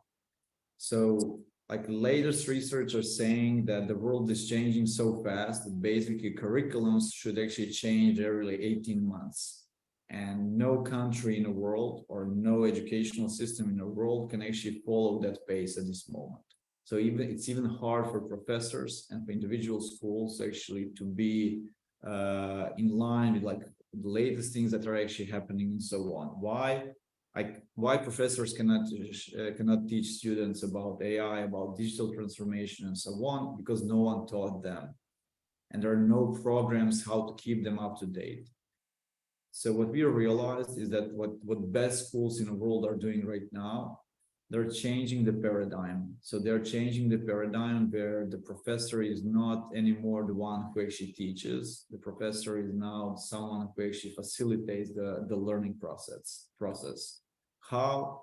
By actually teaching students the right mindset and then bringing the best experts from the field, from the industry, and so that they can actually give lectures. And then the professor, together with students, asks right questions, learns about like what's new, what's happening right now, and so on. So when we realized that that's something that makes a lot of sense, we asked ourselves, okay, when will that happen in Croatia? Like when will our government, when will our educational system be able actually to adapt to such a big change? And then we realized that it just happened too late. And we didn't want to wait. So what happened in Croatia is that the community actually self-organized. And Croatian AI Association is someone who actually facilitates that process, where we have members, like people who are experts in different fields. It's not only like engineering, it's not only science. We are also looking for, I personally believe that the age of engineers and ages of scientists in artificial intelligence, it's like over. Now we are in the age of like humanists, like people who can actually design the coexistence of machines and people in a good way. So we think that a doctor who wants to use AI, a lawyer who wants to use an AI, a teacher who wants to use an AI, they're far more valuable than engineer who actually uses AI, because we already have engineers. So we are actually bringing these people, we call them heroes, from different industries who are trying to actually apply new technologies, who are learning new recipes, how these new technologies can actually create value in their fields, to share their experiences, to share best practices, to share what they learned and so on. And the main goal is actually to inspire people and to inspire them to have this mindset and to embrace the change, because right now we are in a time where things are not, there are a lot of unknowns at the moment. No one knows what will really happen with AI. No one knows how things will stabilize again and so on. And we see that there are like two types of people in the world right now. There are people who are right now waiting to see like what works. And there are people who are actually experimenting to find what works. And we think that this is something that would create even greater inequality in the world. Why? Because like many countries that are right now behind, like in economical advancement and technological advancement, they just don't have enough courage, they don't have enough confidence to be the ones who are actually experimenting. And the countries that are actually leading, their main idea right now is actually how to stay ahead. And we realize that here in Croatia, we don't want to be in a passive mode anymore. We want to move into the active mode. We want to be also the ones who think that we can actually build new products, build new services based on artificial intelligence that we can actually then share with the world and then create a better environment for ourselves, people around us, for our country, for like European Union. And in order for something like that to happen, we need to start by educating people about the right mindset. saying, okay, AI is a tool. It can be used for good things. It can be used for bad things. There are no recipes. No regulation can actually help us at this moment because there are too many unknowns. But what can help us is actually if we have this mindset of let's try things in a responsible way. Let's not wait. Let's not wait for someone else in some other countries, in some other part of the world to build something that actually works, to start selling it, because then in the end, we'll only be consumers. We'll be only customers. We'll be paying for that service, for that coverage that someone else actually had. So we created a program where we are bringing these people to high schools, to elementary schools, to universities, and we have amazing numbers in terms of engagement, in terms of like how people are actually reacting. Why? Because a lot of these people who are experts who are really willing to share their expertise. Schools, professors who are organizing that, they feel like proud that they can actually they're happy because there is an association, that there is someone who is actually helping bring these people to talk with their kids, to talk with their professors. Kids, very often, only people that they meet are actually people, are the professors, are their parents, are their actually neighbors, and so on. Very often these people are not technically savvy, they're not entrepreneurs, they're not scientists, they're not actually leveraging this new technology that will actually shape the future of our world. And when they meet these people, they get like, they're really inspired. They're inspired really to try things. We also have like a exceptionally good response from media, who is basically, and these people are just saying, wow, you're reinventing the educational system. We have a good response from local communities because everyone now feels an energy. It's like a movement. We don't want to just sit. We want to have an active part. We don't want to wait for regulators. We don't want to wait for ministries. We don't want to wait for politicians. We'll just take things into our own hands and we'll do something. And we hope that based on this first year of how we are doing it, based on our experience, that you'll be able to systemize things and then formalize these things into something that will be scaled to much higher level, that will reach even to more people and so on. I think that we'll learn like one very important lesson. It's that talking about technology only to people who are into technology actually doesn't create that much value anymore, because they already have access to all the information. Talking about it to general public, talking about it to school professors and so on makes a lot of sense. Why? Because no one else is actually doing it, and because of that, they feel scared. They feel afraid that the change is going to be too big. That's not something that they can actually learn, and so on. So I think when we see the results, and when we see that when we talk with these people, that we gave them enough courage that they actually can continue something like that, that creates like a lot of value. So we are now looking for a way how to actually do it on an even bigger scale. We have like several thousand people or several thousand students that are right now were part of these lectures, and we want to actually come in a situation where it's tens of thousands. And for a country that size of Croatia, that's already a lot of people. And I think that, and then the good thing for it was like that there always needs to be something. If we inspire you, that you start thinking about AI, a lot of these people, a lot of these students, a lot of these professors will ask, like, what's the next step? And what we learned that the good next step is that you join this AI community. And this AI community is not about telling you what's right and what's wrong. This AI community is about you spending time with people who are also a little bit geeky, They want to build stuff. They want to find. They want to ask the right questions. They want to find solutions and so on. And I'm traveling a lot, and now I'm spending a lot of time in US, and I'm comparing always like the mindset that people in US have with the mindset that we in Europe have right now.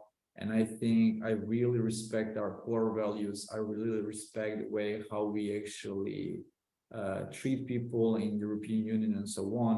But I think that we could also profit a little bit from like more, if we are a little bit braver. We are a little bit more courageous, if we are a little bit more thinking like, oh, let's build something and then let's sell it to the rest of the world. And that's the part of the magic that's actually missing right now in Croatia, and I would say in general in EU. And that's the thing that we are trying actually to solve right now in Croatia. Yeah.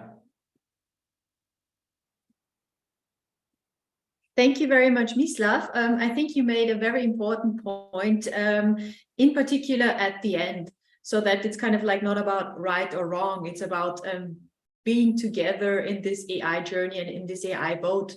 And it's also about being brave also in these times, and making the best of it and defining the path going forward. So thank you for this very important call to action, and also for just doing it, you know, just going out there, onboarding people, raising awareness, spreading the knowledge, which I think is awesome. I think you called it Croatian model, right? Yeah, that's like a Croatian like educational model that we are actually trying to reinvent. And I think it's like very important that we all take it very seriously, because there's like a really big discrepancy between like what's possible and what's cutting edge right now and what our kids or students are actually being taught in schools. And it's coming into situations where a lot of companies are now right now saying like it doesn't even make sense for our future employees to go to the school anymore because they're just wasting time. And I think that it's very important that we see these signals that they're really happening, that we think that it's something that's really important, and that we do something. Because if we don't provide good foundations for our future citizens, they'll be actually behind people around the world who are actually more progressive at this moment. Definitely, yes. I thank you very much for this important initiative and also sharing it here live with all the audience. So I hope you inspire participants, other countries in Europe to do similar things, and to also very much remind ourselves it's not only about regulation, it's very much also about education and the future of education. Yeah, Thank you very much, Mislav, for joining us. Yes, I want to just say, if anyone is actually interested in actually doing something similar in their countries, like please reach out. Like we created, like after all this experience, we created something like a recipe, actually how to do it, actually how to prepare the event, how to actually make sure that it's actually efficient, scalable, it doesn't cost too much money, that how to make sure that everybody's happy, that the reach is maximized and so on. And we are actually really willing to share it because we think it's a super important topic. Thank you, Janet, for having me here. Thank you, Mislav, and thank you also for sharing. We will also distribute your call for cooperation and your contact details to make sure everyone that wants to duplicate, to share, can engage directly with you and CroAI to spread this model and spread education in relation to AI over Europe and beyond also. Thank you. Okay. Thank you. Bye-bye. Goodbye. Now, after learning about AI education, it is my great pleasure to announce our next keynote speaker from Lithuania. And our next speaker is the Vice Minister in the Lithuanian Ministry of Economics, and I'm trying to pronounce it correctly, Eglė Makevičiūtė. Welcome on stage. Thank you for joining us. The floor is yours. Hi there. Let me start with a few questions. In the context of a global AI race, where do we stand as Europe? How does responsible digitalization, if you will, blend with the promotion of digital innovations in Europe?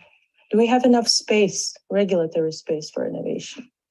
Do we pay enough attention to the human-centric approach when it comes to AI development in Europe?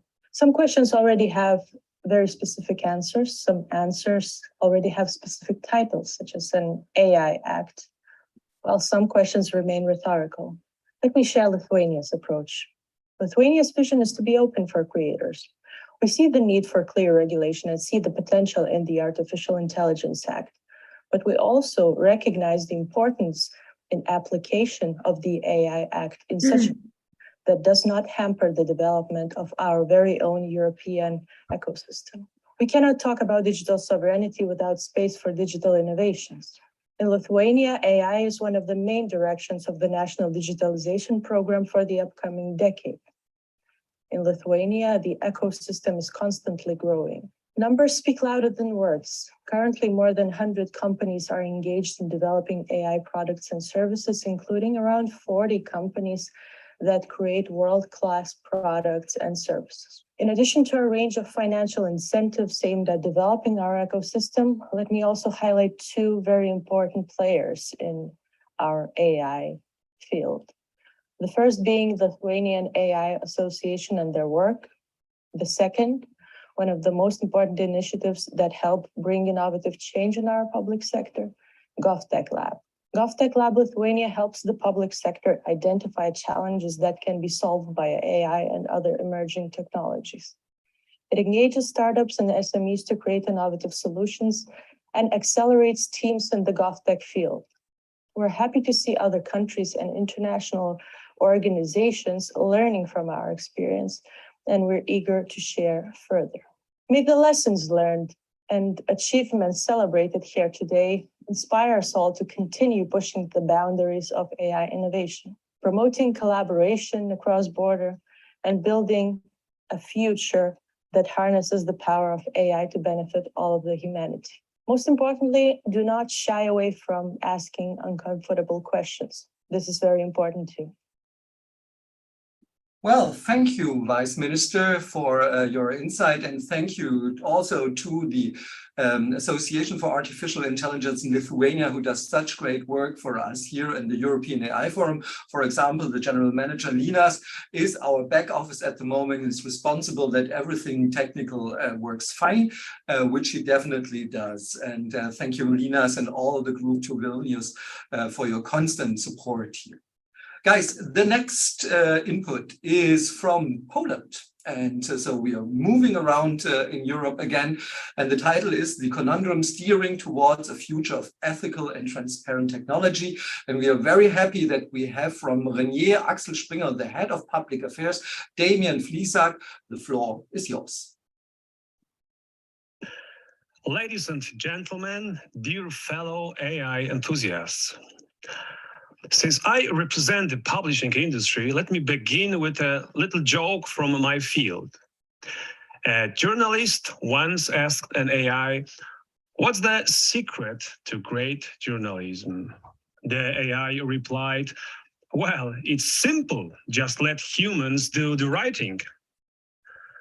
I am very pleased to see the creation of a new organization that will support an honest and transparent development of cutting-edge technologies.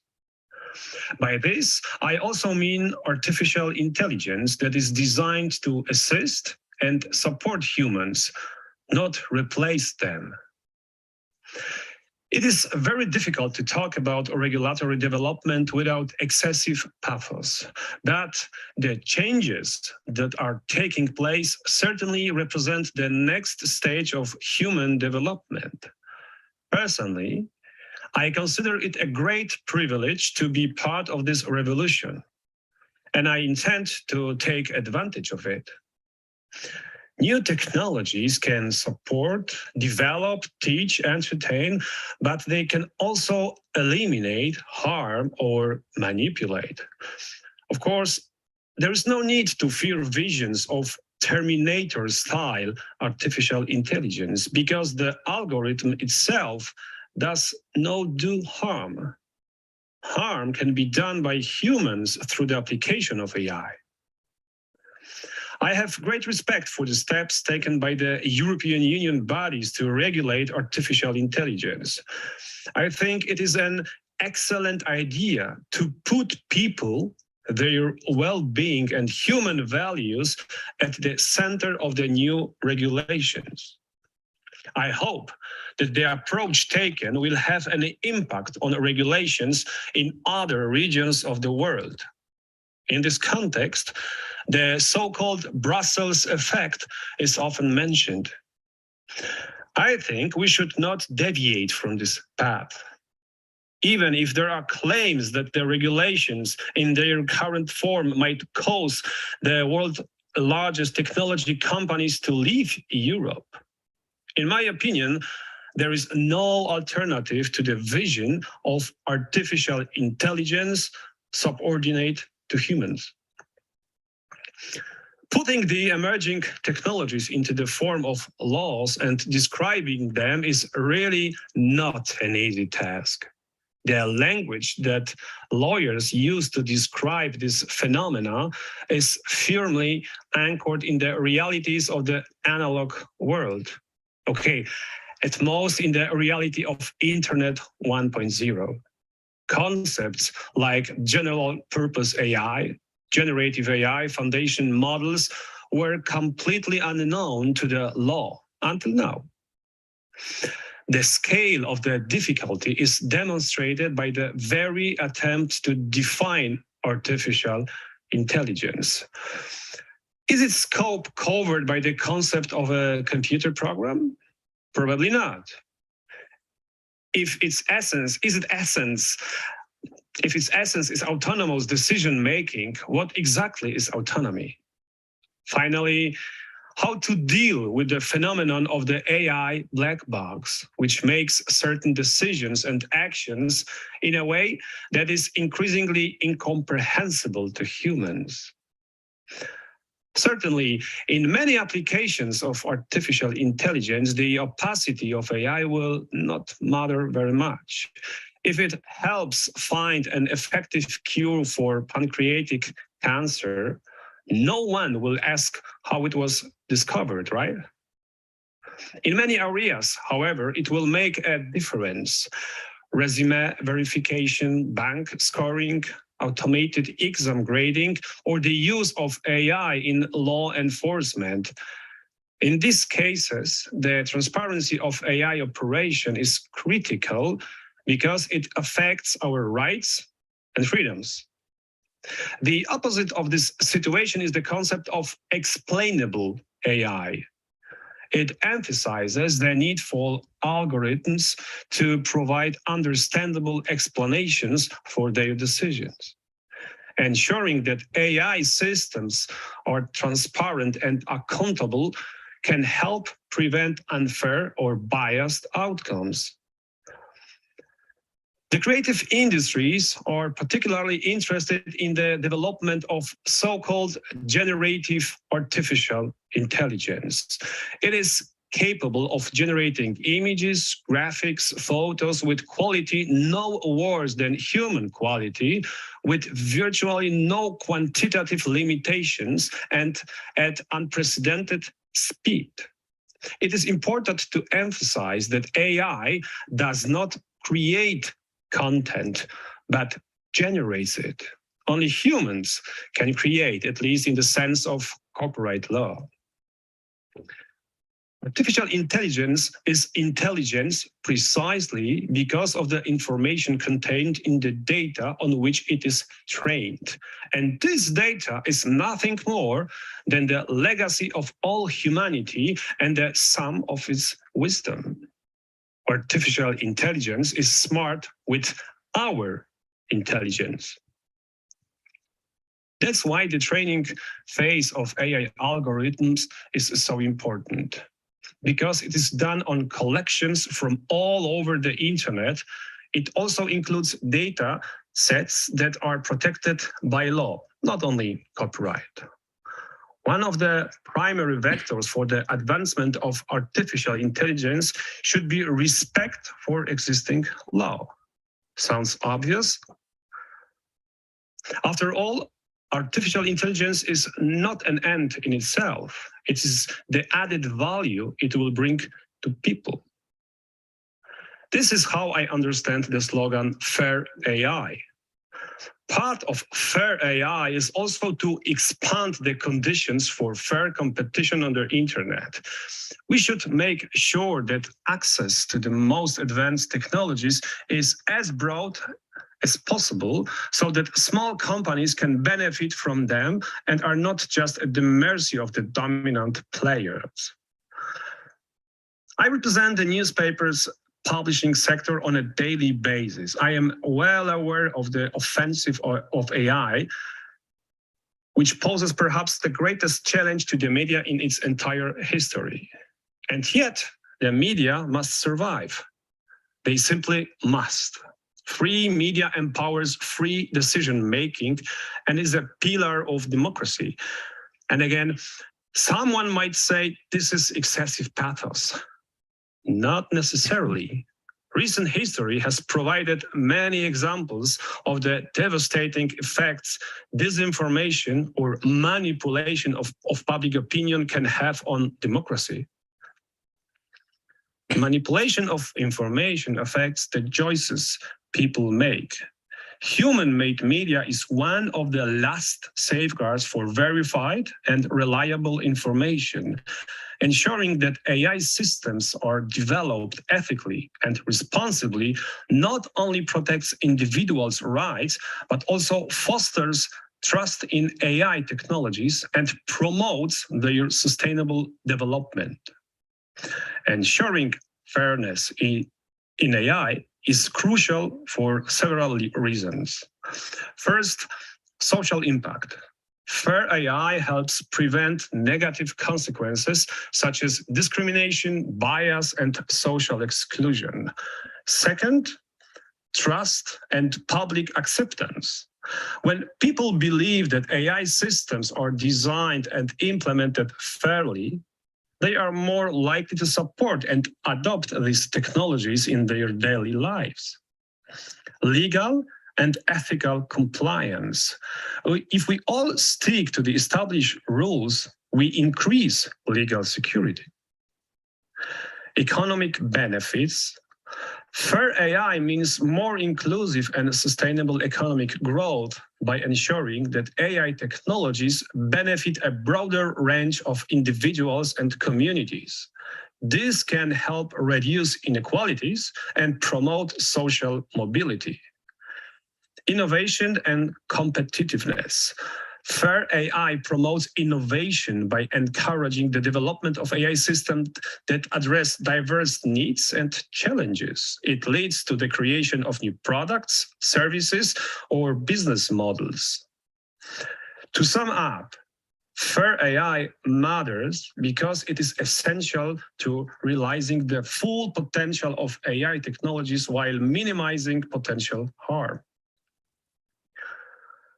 In preparing my speech, I also used artificial intelligence, specifically ChatGPT 4.0. Did I do this because I'm not capable of writing a speech of several minutes? No, of course not.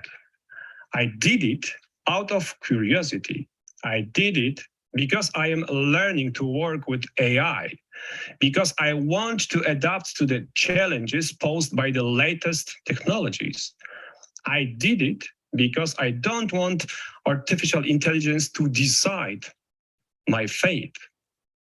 I want to be the one who decides whether I need AI or not.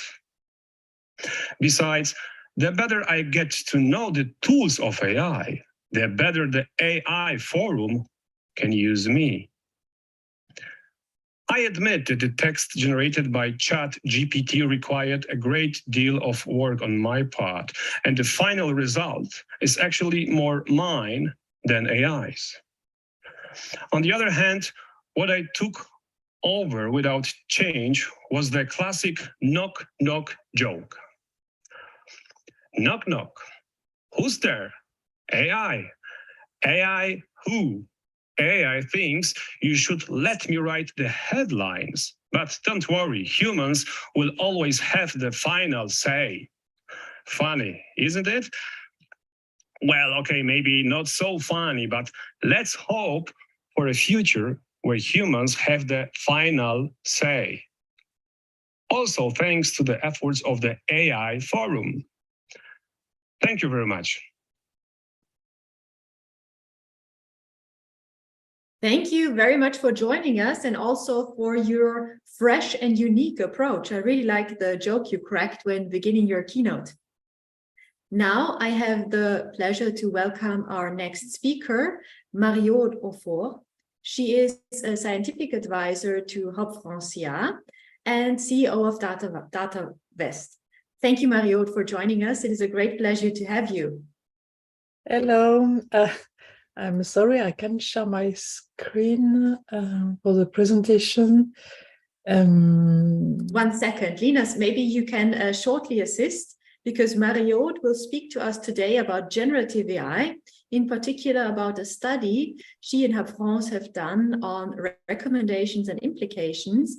And since generative AI is a very, very hot topic, we're keen to find out your conclusions. Does it already work? No. Can I send you the presentation? We will just maybe try once more. I think Linus is working in the background to give you the necessary rights to share your presentation. Yeah, I have the right from your side, but it's from my side, which I have some problems with my computer, so it's really not possible to share it. Okay. In this case, yes, then maybe just send the presentation. Do you have the contact email address? I think you have it. And I think we'll just start with a small discussion on the generative AI topic until we manage to bring your slides up for the audience. Okay. Thank you very much. I'm really sorry for that. Of course, no problem. We have a lot of experience with webinars and all the technical thing, I think, and the standard questions are, can you hear me? Can you see me? And do you see my screen? So.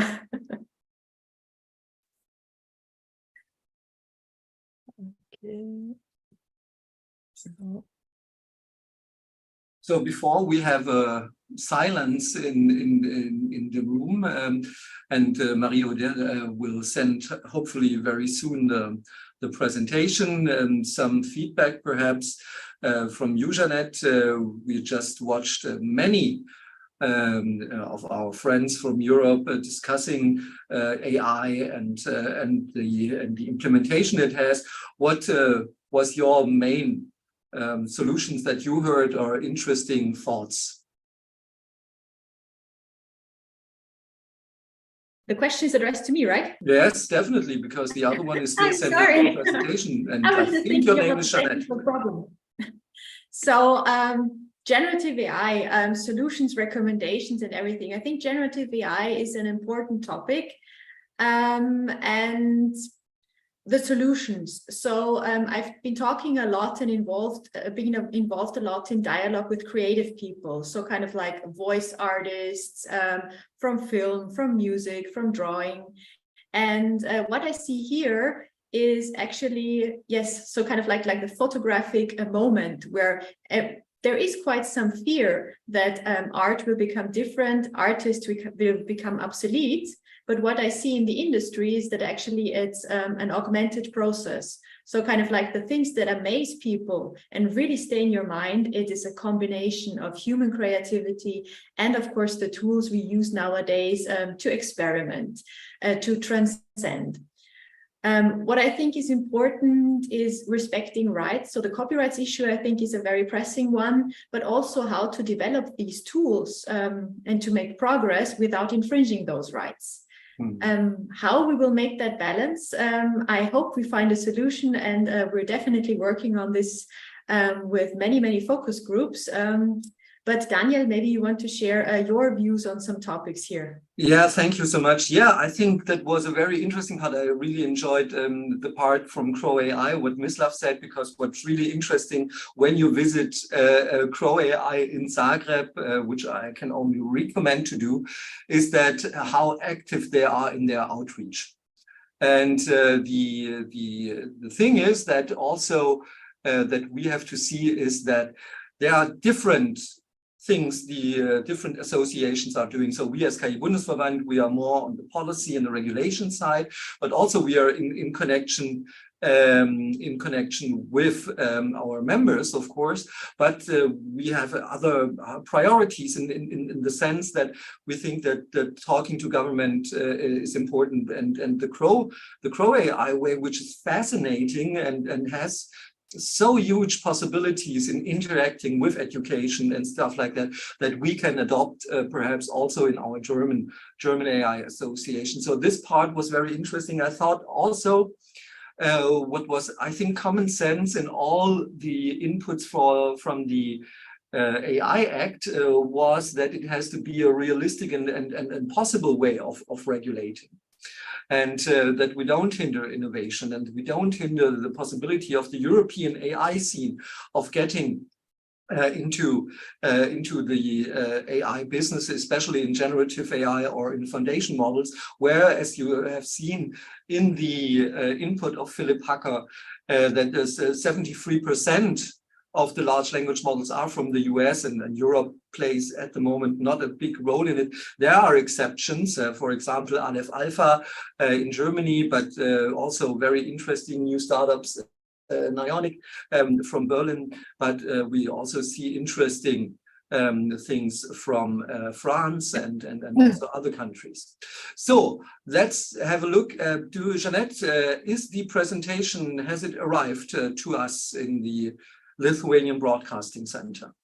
Yes, 1 second. I'm just checking if it went out, but it should arrive shortly. So Linas, we are really hopeful that you could perhaps, can we have a little update from your side? If it is there, you can perhaps unmute yourself and give us an indication if the presentation. Linas? Presentations should be sent, and we should start in a minute or two. So in a second.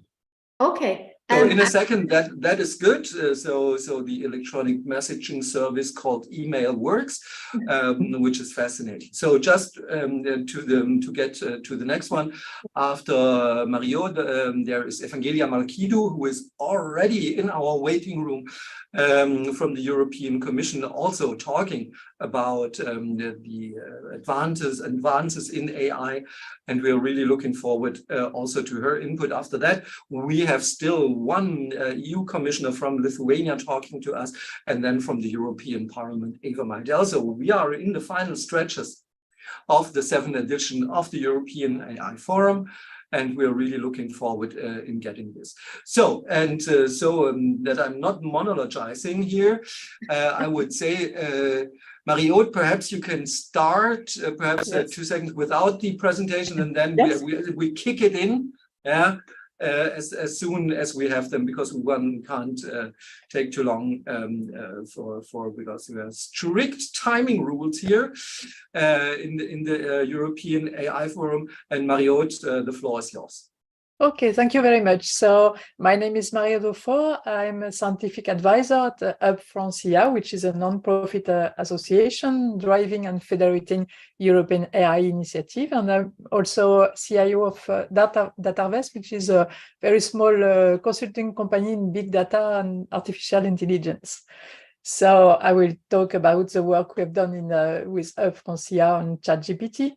And some technological ruptures, such as the democratization of computers or internet in the past year, have induced many major changes for society, economics, and politics.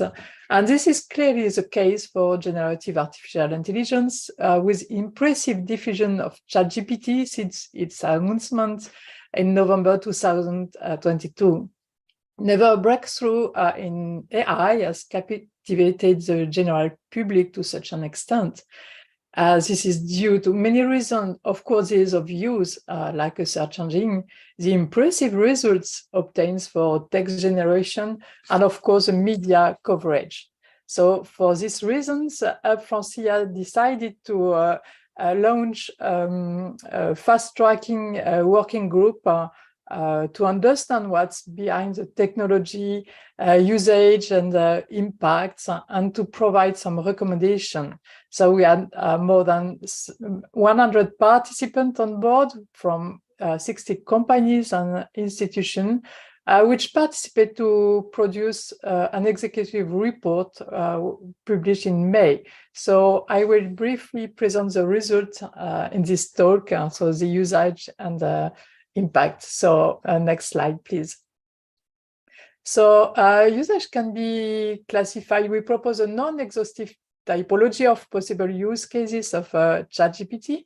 The main usage is content generation. So for generating new content, such as press articles, newsletters, of books. So this is useful for companies, or for example, for teachers or journalists that need to produce a large amount of content in a short period of time. Also for writing assistant, for example, for email response reports and so on, and also for code generation. The next usage is about classification, so to classify text into different categories, or to analyze opinions in text to determine if they are positive, negative, or neutral. The next one is summarizing. So you can summarize long text to speed up their understanding. And then translation, for translating text from one language to another one. And this can be easily applied for programming language. So to translate code from a programming language toward another one. So we have many benefits like time reduction, quality, reduce cognitive overload. So for example, time reduction is estimated to 50% for code writing. So examples of time saving can also be found in the medical domain, for example, for radiologists, or to capture patients' symptoms. So benefits are multiple, and ChatGPT can be very useful. For example, there is a famous example in the health domain where ChatGPT helped a patient to detect a misdiagnosis. So the patient used ChatGPT to enter his symptoms, and then he shows the result to his doctor, who sent him to his hospital without any delay. But these benefits should not hide the risks. So ChatGPT can have what we call hallucination and generate false content. So famous example is those of a lawyer who submitted a case law provided by ChatGPT to the court with citation of false generated similar cases. So next slide, please. So this technology and the tools on generative artificial intelligence can have many positive and negative impacts in terms of political, geopolitical, economic, societal, environmental impact. So from a political and economic point of view, the competition is extremely intense among tech companies to dominate the generative AI market, and regulation has become a major challenge for states, and we have to find a balance between the regulation and the competitivity. At the enterprise level, the non-adoption of this technology can lead to be less competitive, but the risk inherent to its use must be minimized by the means of precise rules, and also by training all employees. So I will just give a brief focus on jobs and education. So first, concerning jobs, recent analysis indicates that generative AI will threaten overall 300 million jobs worldwide, mostly through the replacement of humans on specific tasks. It is estimated that around 20% of jobs and at least 50% of their tasks are impacted by this kind of technology, considering their current capabilities and also anticipating the integration of this technology into software.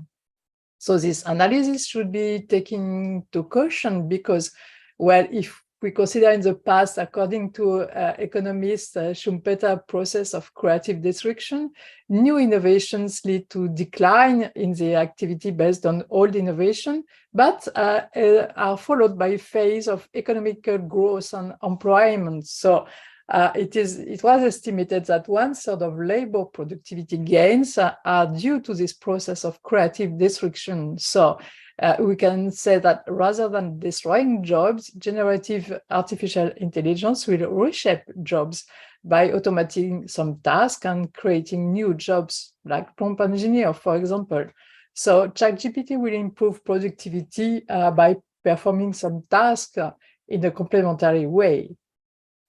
Regarding education, the question is to ban or not the use of ChatGPT. And here the answer is clearly no, you shouldn't ban the use of generative AI. Why? Because generative AI can be considered as a cognitive support for students, but they should be aware of the current limitation and they have to do fact-checking. So the challenge is to develop critical thinking and to complement the results provided by ChatGPT or generative AI with original ideas. So education organization faced with the possibility of massive cheating, and we'll have to start thinking about how to deal smartly with this new resource and by establishing clear rules. As an example, for example, for thesis, you can modify the rules and explicitly state that the work must be a personal creation. So next slide. So we, in this report, we have some recommendation. The first recommendation is to implement massive training actions for employees and for everyone, for citizens also. The second one is you shouldn't prohibit the use of generative AI, but put it in place clear and operational rules. So prohibit only unacceptable actions, but allow all the added value activities, but carefully. You have to protect confidential data and do not introduce them in the prompts. Always check the results produced by ChatGPT to avoid false generated content. Contribute also to the development of sovereign solution, open source if possible, accessible to small businesses in order to ensure the privacy and sovereignty. Work also to ensure that this solution allows the development of vertical solution by business units for company, and with the control of the confidential data of the companies. So next slide, please. And this is the last one. So as a conclusion, will we reach the age of reason? For me, of course, the answer is certainly yes. When the technology will be widely adopted, we had many examples in the past for which a technology has been massively adopted by companies and citizens. This is, for example, the case of personal computers and the internet. So artificial intelligence has taken, the generative AI has taken artificial intelligence beyond the realm of specialists. So now citizens, journalists, teachers, politicians, philosophers are all affected by the growth of this technology. And it is therefore essential to educate people at all levels to make a smart and reasonable use of these tools, far from alarmist speeches, but also in a non-naive way, considering recommendations such as those made in this report. And then we continue with another fast-track working group since 1 month in order to produce other reports and recommendations. Thank you very much. Marie-Aude, merci beaucoup, and thank you so much. We really appreciate also the contribution of Hub France IA to the European AI Forum. Please say everyone to Hub France IA, bonjour from our part, and we really appreciate working with you together, and also hence the European cooperation in artificial intelligence with our friends from Hub France IA. Merci Thank beaucoup, you so much. Marie-Aude. Bonne journée. Thank you so much. À bientôt. Bye. So, dear friends, now we are moving quickly from France to Luxembourg, I would guess, because Evangelia Marquidou should be in her offices or wherever she is at the moment. And from the European Commission, Evangelia, can you hear me, see me, and hear me?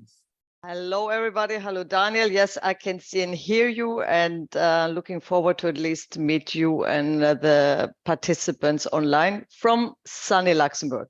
Yeah, sunny Luxembourg it is, and Evangelia works at the European Commission, and also we work are of course in exchange about the topics of large language and multimodal models with the European Commission. We appreciate the good working relationship that we have there. Evangelia, the floor is yours. What is the European Commission doing in the very important parts of AI, which is at our forefront? The floor is yours. Thank you very much. I think I will try to share the slides, and I hope there will be not too many black boxes, which usually Zoom is happening with Zoom. Let me see now. Okay. Okay, we are looking, so there should be in some seconds we should see something. I'm very optimistic. Me too. Yeah, so sharing is caring. So do we have, or does Zoom has, yeah, that is perfect. This looks amazing. And there you are now in presentation mode, and then we can see everything you got. So do you see now the full screen? But we see now we see the now it's perfect. Perfect, good.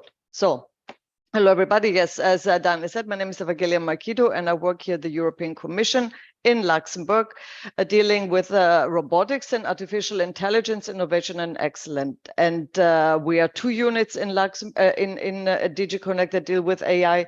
Our sister unit deals with the AI Act, and we are dealing with actually what we call the ecosystem of excellence. And I will give a very brief overview of what we're trying to do here at the European Commission, and specifically at DG Connect. So our objective is really to make AI made in Europe. So AI made in Europe standing for human-centered and trustworthy AI. And we have this kind of two ecosystems. So that's the European approach to AI with the ecosystem of excellence that we are dealing in here in our unit. And of course, the ecosystem of trust that includes also the AI Act, the Draft AI Act. And of course, I mean, when it comes about AI, it's also about AI for good. So, I mean, what type of societal challenges can AI kind of tackle? So we're really looking for also how it actually improves also the life of the European citizens. And there, of course, there are the obvious kind of sectors and areas which are healthcare and also the environment, but also agriculture and agri-food. Now, you all know about the AI Act. I assume you talked about it earlier. This is our unit that deals with it, but you are very, very well aware that it's really a risk-based approach that we proposed. You're also aware that now there are the trilogues, and that is also a big chance for you and your stakeholders to really still kind of influence and provide informed information and evidence to form informed decisions also by the Council, but also by the European Parliament. So this is a chance to you and the stakeholders to still kind of raise your voice and say what is important. But what I would like to talk to you about is also something that we have elaborated and worked together with stakeholders, also academia and industry representatives, but especially with the member states. And that is the coordinated plan on artificial intelligence. And it has key policy objectives. And the ones that are here labeled here in red are the ones where my unit is dealing with. So what we try to do here is to make EU the right place to be and bringing excellence from the lab to the market. So really making sure that innovative ideas from basic research can reach also the market and put everything in place, the enablers to doing so. And we also want to build strategic leadership in sectors, especially critical sectors and high impact sectors for the European Union, such as the climate and environment, health, but also the strategy for robotics in this world of AI. Mobility and agriculture are also very keen. I will talk about it later. And the funds that come to fund all of this come from different sources. They come from the Horizon Europe program. I don't know, the ones of you dealing with research, this is the main research vehicle of the European Commission. And we have, of course, the Digital Europe, program, which is the DG Connect's own program to really make sure that we deploy the interesting and the innovative solutions are also being deployed. So from research to deployment. Last but not least is the Recovery and Resilience Facility, where a lot of member states, actually all member states have profited of that, and they also have to form national strategies based on that. And the national strategies also have to include the digital transition. So AI is incorporated in a lot of them. So this is where the money will come from. And what is this ecosystem of excellence that I talked about earlier? And from the lab to the market, well, we put a lot of instruments in place and tools in place to enable this ecosystem so it becomes a thriving one. And the investment commitments also are coming from the coordinated plan are actually 1 billion per year in EU funding, and hopefully together with other sources as well to reach 20 billion per year to investment at EU level, so including also the member states and also investment from the industry.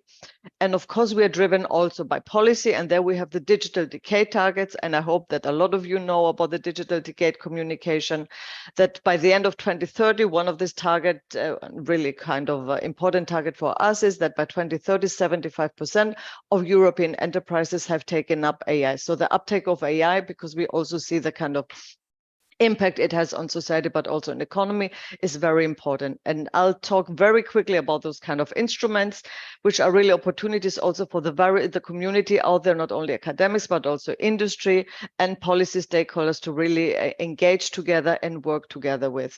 And one of them is the on-demand platform. I hope that some of you have heard at least of this. This is something that we start putting in place in Horizon 2020, so a few years ago, and it really tries to bridge the gap between academia and business in order to collaborate together, but also create visibility of the great research that we are doing. I think there's one thing in Europe that is happening now in the current discussion is that we kind of ignore where we're really good at, and we do not capitalize enough on where we're good at. So where we're really good at is really the world-class research that we're doing in the areas of AI, including also computer vision.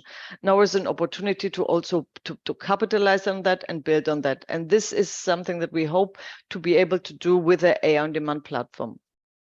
So the current grant agreement, the project that is running and putting it in place will also is building a common API that will also be put in place by the end of the year. But really the idea behind is really to share resources that have been developed in Europe and exist in Europe, but also to accelerate the access to the research that is out there and provide really this kind of thriving environment to build new cutting edge services. And of course, it's very important us to really showcase and see the great research that we're doing here in Europe, but also showing also through the on-demand platform the trustworthiness of these resources and the ethical design of the AI tools that are already available, but will also increasingly become more available on the AI on-demand platform. Now, there is a call open under the Digital Europe program, the other big program that I told you earlier, and this is the deployment of the on-demand platform. So the one that I just showed you is focused on research, but we also want to attract and focus and target public administration, but also industry, so including startups and SMEs. And this is a call where, I mean, interested participants can also participate. It's a coordination support action. It has a budget of 28 million, and it's really to develop and deploy this in AI on-demand platform and really address and provide also financial support to third parties and also SMEs and startups, but really to make sure that we have a thriving marketplace around AI in Europe. And now with the current situation, of course, with generative AI, this is an opportunity to also even target this kind of area. So this is something that we hope will be one important stone and building block of this kind of ecosystem, thriving ecosystem that I talked earlier.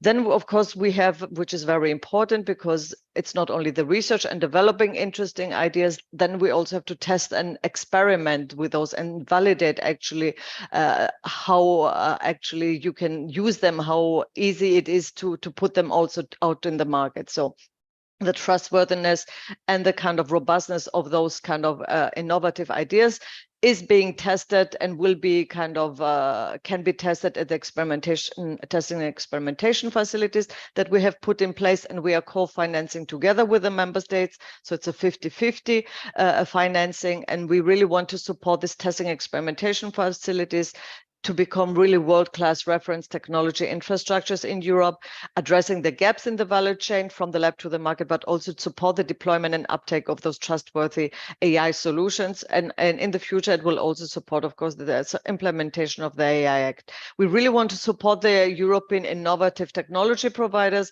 and also the providers of those AI solutions that they can reach the market together with the member states. The decision was made that the first set of this testing experimentation facilities will focus on manufacturing, healthcare, agri-food, and smart cities and communities. Those facilities are being put in place, and they were launched in January. The official launch was last week as well in Denmark. Although they will be in various places in Europe, they are open to all innovative developers and innovators around Europe, so everybody can travel and go there. There are specific schemes put in place for SMEs as well. So I would also urge you to have a look at those. There is also a website. I can also provide the link later. But this is an important kind of building block in making sure that excellence reaches the market as well. So from the lab to the market. Another important role is, of course, the research. So I'm going back to the research, and these are the kind of what we would call the pillars of the AI Lighthouse. These are the networks of AI research excellence centers that exist of Europe at European level and should bring together all the national research excellence centers that are happening around Europe. Either they exist already or they're being put in place now through the various national AI strategies. So the idea of those networks of excellence centers are to bring together the various research excellence centers at national level and really work together towards the kind of cutting edge research, but also for them important for this NOEs, how we like to call them, is to really increase the attractiveness of Europe for scientists. So to bring also scientists outside of Europe to Europe and really attract them and retain this talent in Europe. Of course, it's important here to ensure the leadership in these key strategic research topics that we have and encourage, of course, the transfer, the tech transfer, which is very important between academia and industry. So the majority, and actually all of them, have a strong also industry representation in the consortia. The current set that we have for the moment focus, as you can see, on trustworthy AI, excellence in machine learning, safe and secure AI, intelligent robotics, human-centric AI, and a more sectorially one approach, AI for media, is really focusing on AI for society and the media industry. All of them are also being coordinated, but here is really important to move a progress in this kind of world-class expertise and research challenge that they have focused, but also collaborate together very closely with industry and make sure that the tech transfer happens, and also make sure that they build up an interesting PhD program to attract the talent, but also to keep the talent in Europe, but also collaborate in this kind of exchange scheme with the PhDs, also with industry. Last but not least, and this is important in the context here, is the public-private partnership that we have.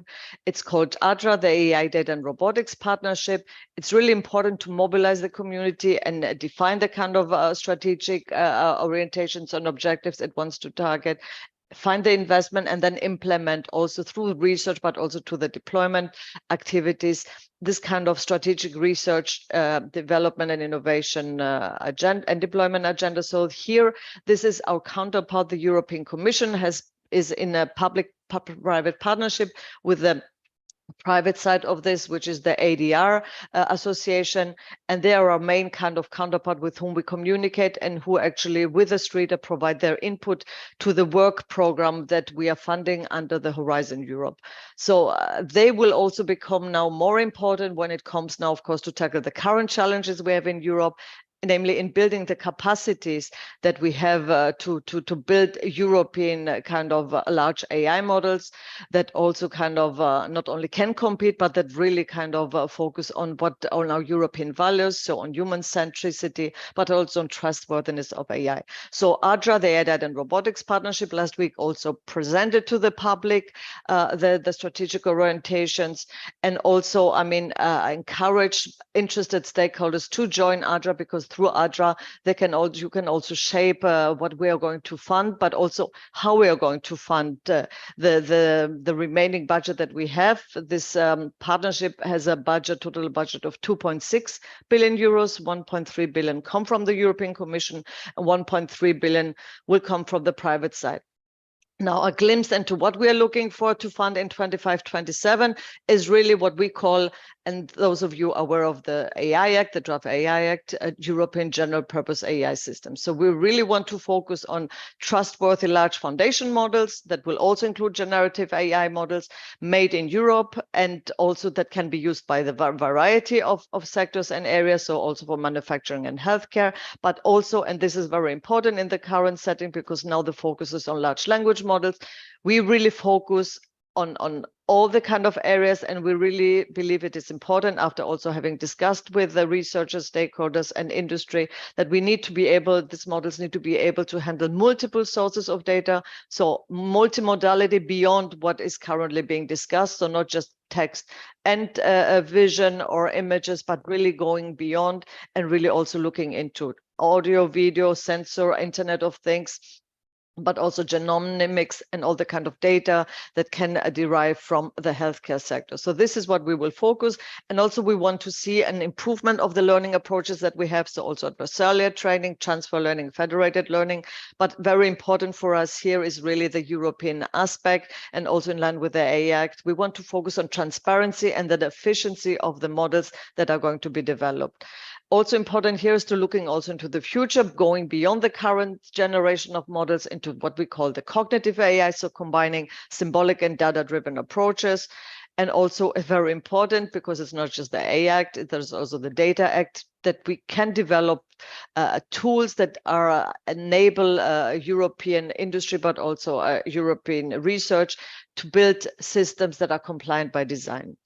And because we are dealing also with robotics here, and I think the current wave of generative AI shows also a big potential, and knowing also that we will have a shortage of skilled workers in the future that will increase dramatically, it is very important to look also into building smart autonomous robots. So these are the visions that we have worked together with the AI Data and Robotics Partnership, and this will be also now being elaborated further, and we will also have to make sure that it really mirrors also the needs that we have in Europe from academia, but also from industry. Now, something that I would like to say, it's very important here, is really collaboration. I mean, we've reached a moment in time where we really have to collaborate together and not just criticize what's missing and what we need to further kind of improve. So we really, now is the moment to really collaborate, bring the diverse perspectives together and really come up with new ideas and approaches. But also it's important to access new resources now in this collaboration, that in our kind of, I wouldn't say siloed thinking, but in our kind of fragmented national approaches, our endeavors are missing at the moment. And we believe that, and at least me, I believe that through collaboration, we will really reach a faster innovation and solve problems faster. And of course, important to expand our current network. We see, and this is where the AI Data and Robotics Partnership shows us as well, the convergence is really important, because you bring different perspectives, but you expand your network and also the opportunities that you have. So I would close my my presentation with this. I mean, it's a free photo. It's the elephant in the room. Of course, there are many aspects that I have not addressed, and there are many aspects that probably in your presentations and your talks have not yet addressed. This is why I think it's important to bring the different perspectives together. Something that I believe is very important here is skills, and I saw that also in the previous presentation it was addressed. It's very important to do the skills development, but not just skills development in technical skills. I think what we really have to build also is about also skills that, I mean, look into also the innovative mindset. We have a lot of innovative ideas that result from research, but Europe's academia, I think, does not have this innovative mindset to really then build the bridge and then actually turn this innovative idea into a product. So there is a lot about creativity and collaboration here. And I think what is also important is, I mean, we are now probably in a room, most of us here in Europe, white, privileged, and I think AI is not just for us, AI is for everybody. So we also have to make sure that it's diversity is addressed and fairness and equality. So there are a lot of aspects, as I said, for the AI Act. I hope that you can kind of pull the resources and really come up with also good proposals into how to improve it. In all of this, moderation, I think, is very important. So really finding, striking the right balance. A lot of you will probably also say access to finance is important. True, this is also something we have to look. It's not just building innovative ideas and building startups. Then we also have to help those startups to scale up in Europe. So all of this have to be addressed. And I would like to invite you all to discuss this with us. And having said that, thank you very much. I probably went over time. Thank you. Thank you so much, Evangelia. We really appreciate your input from the European Commission and your call to action. I really like the elephant in the room. And we're really looking forward in 2023 as an organization, as an established organization in Brussels, working with you together. Thank you so much for your time. Many greetings to sunny Luxembourg, and sunny Luxembourg left us there. Thank you so much. Dear friends, so we are now in the final stretch of the 7th edition of the European AI Forum, but don't leave us just yet, because we are now having video statements from heavy hitters of the European policy scene. And first of all, I would like to introduce Eva Meidel, Member of Parliament for the EPP. And the floor is yours. Dear participants and guests of the European AI Forum, it's a pleasure to once again be addressing this gathering representing the brightest, but also the best AI industries across Europe. I have to begin by congratulating you on your recent incorporation as an official Brussels-based organization. I think that's a big step in your efforts to continue to lead the discussions around AI, innovation, development, and the uptake across our continent. Knowing that many of you are busy building up your own successful companies, you have a lot to be proud of the influence you have already achieved here in this house. As many of you know, just a few weeks ago, we adopted the position of the European Parliament on the AI Act. We have already begun the so-called trilogue negotiations, which are done within the Parliament, the Council, which is the Member States, and the European Commission. And the way the timeline goes is that we expect to finalize this process by the end of the year and to adopt the final version of the text by the end of this political mandate. So that would be in early 2024. However, what's important for you is as of when this law will become enforceable, and that will be at some point before 2026, but this is yet to be finalized in our negotiations. I have been the rapporteur for the Industry and Innovation Committee on this file, and I have maintained the same philosophy throughout this negotiation. So let me very briefly walk you through the main 3 or so goals and aims that I have. First of all, we need to make sure that the AI Act does not stifle innovation. Finding this balance has been at the heart of my work. And as many of you know from the conversations we have had, I have stood by this line, but it has not always been easy to keep everyone on this line. So this is why I think we must keep the regulation targeted, has to be flexible, has to be feasible, and most importantly, realistic. If we want to see European companies leading the next wave of industrial AI applications, then we cannot stifle the development of our own companies. And this is, I believe, only in fostering innovation that we will have AI based on the European democratic values. And this is why I have championed the ability to have research and open source exemptions to make sure that we have improved measure for small companies and startups, but also an ambitious approach to regulatory sandboxes. And I'm happy to say that all of these proposals have made it into the European Parliament version that was just adopted. The second thing, I think, by which I stood in this negotiation is instead of playing whack-a-mole and trying to regulate the so-called next big thing, We should aim for an underlying set of principles and mechanisms that are effective for at least the next few years. This means that for true high-risk use cases, we should have risk assessments, data quality checks, governance measures, strong cybersecurity measures, and appropriate transparency and human oversight requirements.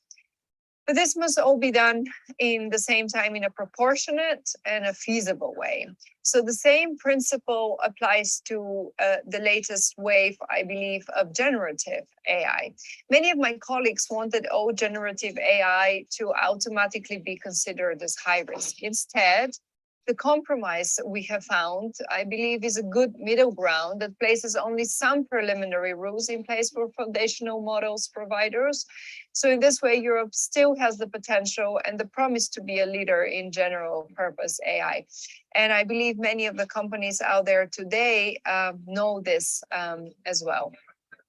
The third point and last point is that regulation alone will not be enough. We have to look at other instruments. Those other instruments are linked to international cooperation, to a greater stakeholder involvement, and that's why your permanent presence in Brussels is so important, but also closer dialogue with industry as a whole and other players. We also need, I believe, closer cooperation with our international democratic partners that are becoming more active in this space. Of course, US, UK, Canada, but also Japan, Brazil, and others. Because while we wait for the AI Act to take shape and come into force, we should look to voluntary measures.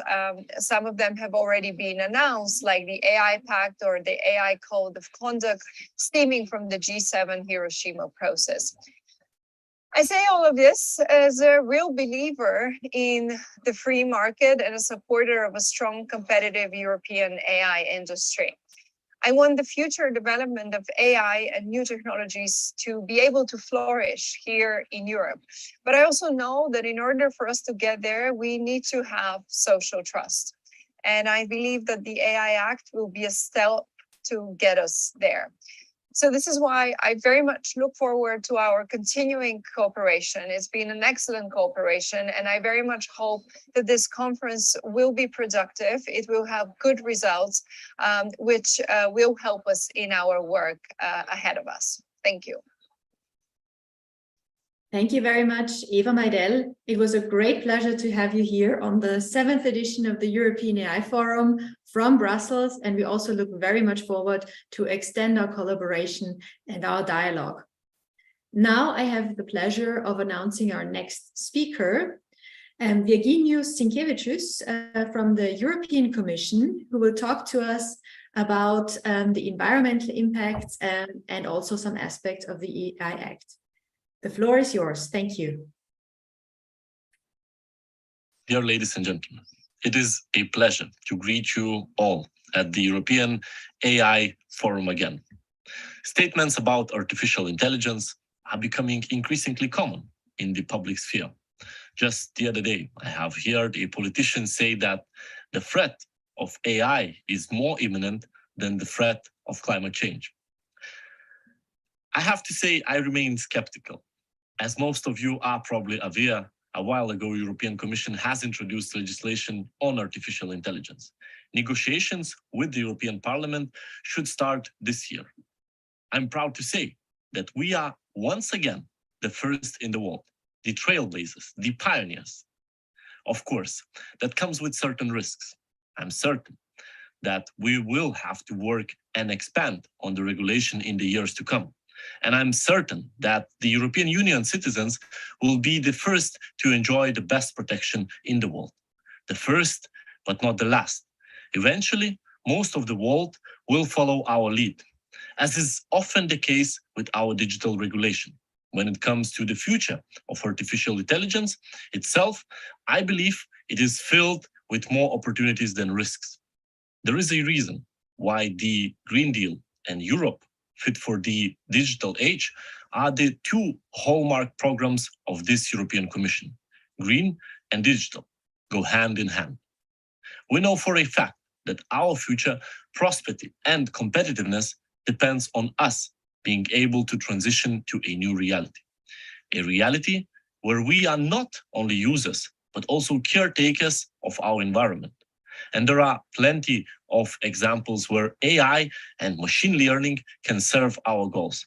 Let me provide you with just a few of them. Apparel, plastic packaging, and bottles are usually shredded at the end of their life to turn them into reusable materials. The shredding is mechanical and simple, but then we need to somehow separate different streams of waste. And nowadays, it is often done with the help of machine learning. This ensures that we can reuse more, manufacture more, and in general, do more with less. Another example, precision farming. There is already a global market for precision farming tools that is rapidly growing. We see examples of more efficient monitoring of plants and crops, thanks to deep learning digital tools, can help spot diseases or insects better. It can be used to ensure optimal nutrients and humidity for the soil. A third example is related to our own Copernicus program, developed by the European Space Agency. Various projects are ongoing to develop machine learning algorithms for weather forecasting, pollution mapping, land mapping from the satellite imagery. It might seem like a small things when viewed separately. However, I encourage you to look at all of them together. Improving circular economy is not merely about waste management. It very much helps economies to be more resilient from supply chain shocks. Today, many countries in Europe see declining numbers of farms and farmers, reducing the labor needed for farming, increasing farming output, using more nature-friendly approaches. It all contributes to our food security and even quality. Having monitoring tools that help us quickly and accurately develop pollution maps will allow us to better safeguard air quality and water quality. In simpler terms, the health of our citizens. These are just 3 examples, and we are still just at the beginning, yet we need every help we can get. This is why the EU is already working on finding the right balance between risk and opportunity. And I'm certain that our journey with artificial intelligence will be very long and fruitful. Thank you very much. Virginijus Sinkevičius is, of course, the Commissioner for Environment, Ocean and Fisheries, and as such, a member of the European Commission, just to clarify that. Thank you for joining us on stage. And now we had a full-packed day of input and program, and we already arrived, unfortunately, at the almost end. But surely, last but not least, it is my very special honor and pleasure to welcome to the stage Florian Turski, who is the Secretary of State for Digitalization from Austria, which is near and dear and my home country. Mr. Florian Turski, very much welcome here on the stage of the European AI Forum. The floor is yours.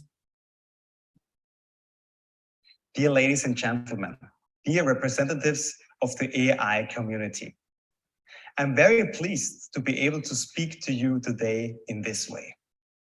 The European AI Forum is a great opportunity to exchange ideas with the community and to stay in touch.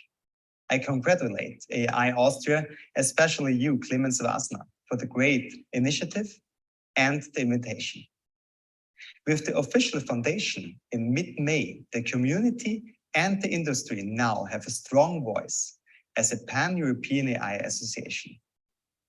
Life is shifting further and further into the digital world.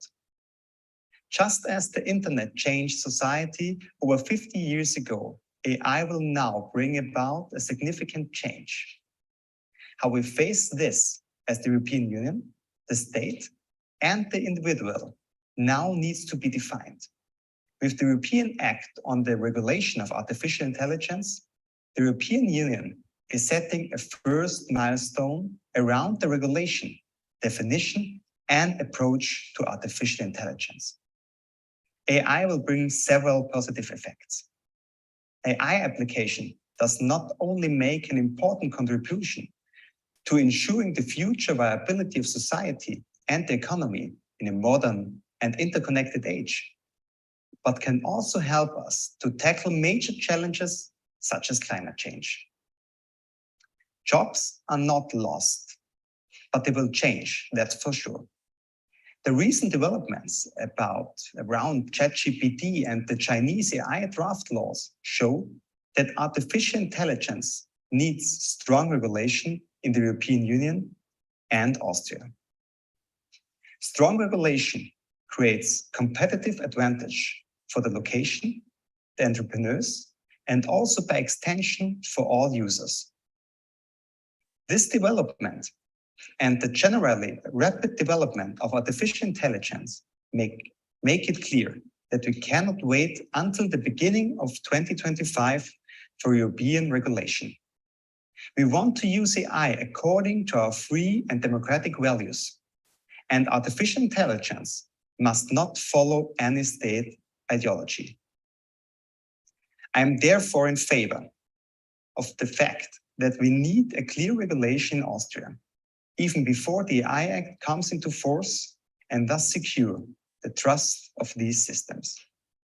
I wish you a great discussion and a good exchange. No, thank you very much. Please, sorry.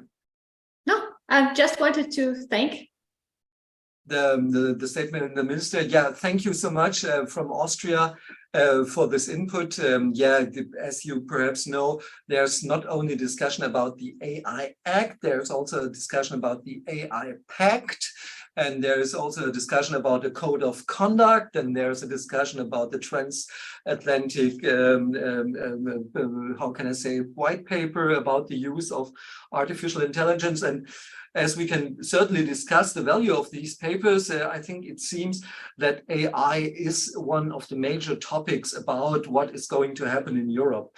And I think we could demonstrate this very good with all the inputs from all over Europe. And to say once again that the European AI Forum is not an organization which is just situated in the Western European countries. We are a family of 9 European countries, from Croatia, Bulgaria, Poland, Lithuania, the Netherlands, France, Austria, Slovenia, and last but not least, Croatia.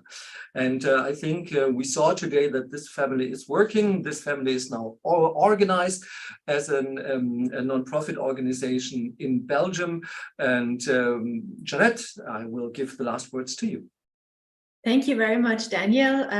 Basically, there is not much to say. I think we've heard a lot today.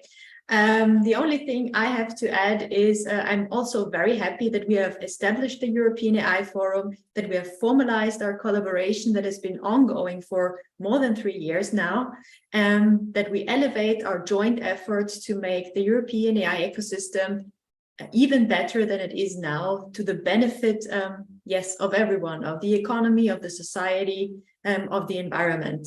And that's why I'm very proud that we finalized now the 7th edition of our European AI Forum live from Brussels. And yes, looking forward to continuing our work, because we're surely not done. Yeah, we're surely not done, and please like and subscribe. So visit our LinkedIn page, which we set up newly.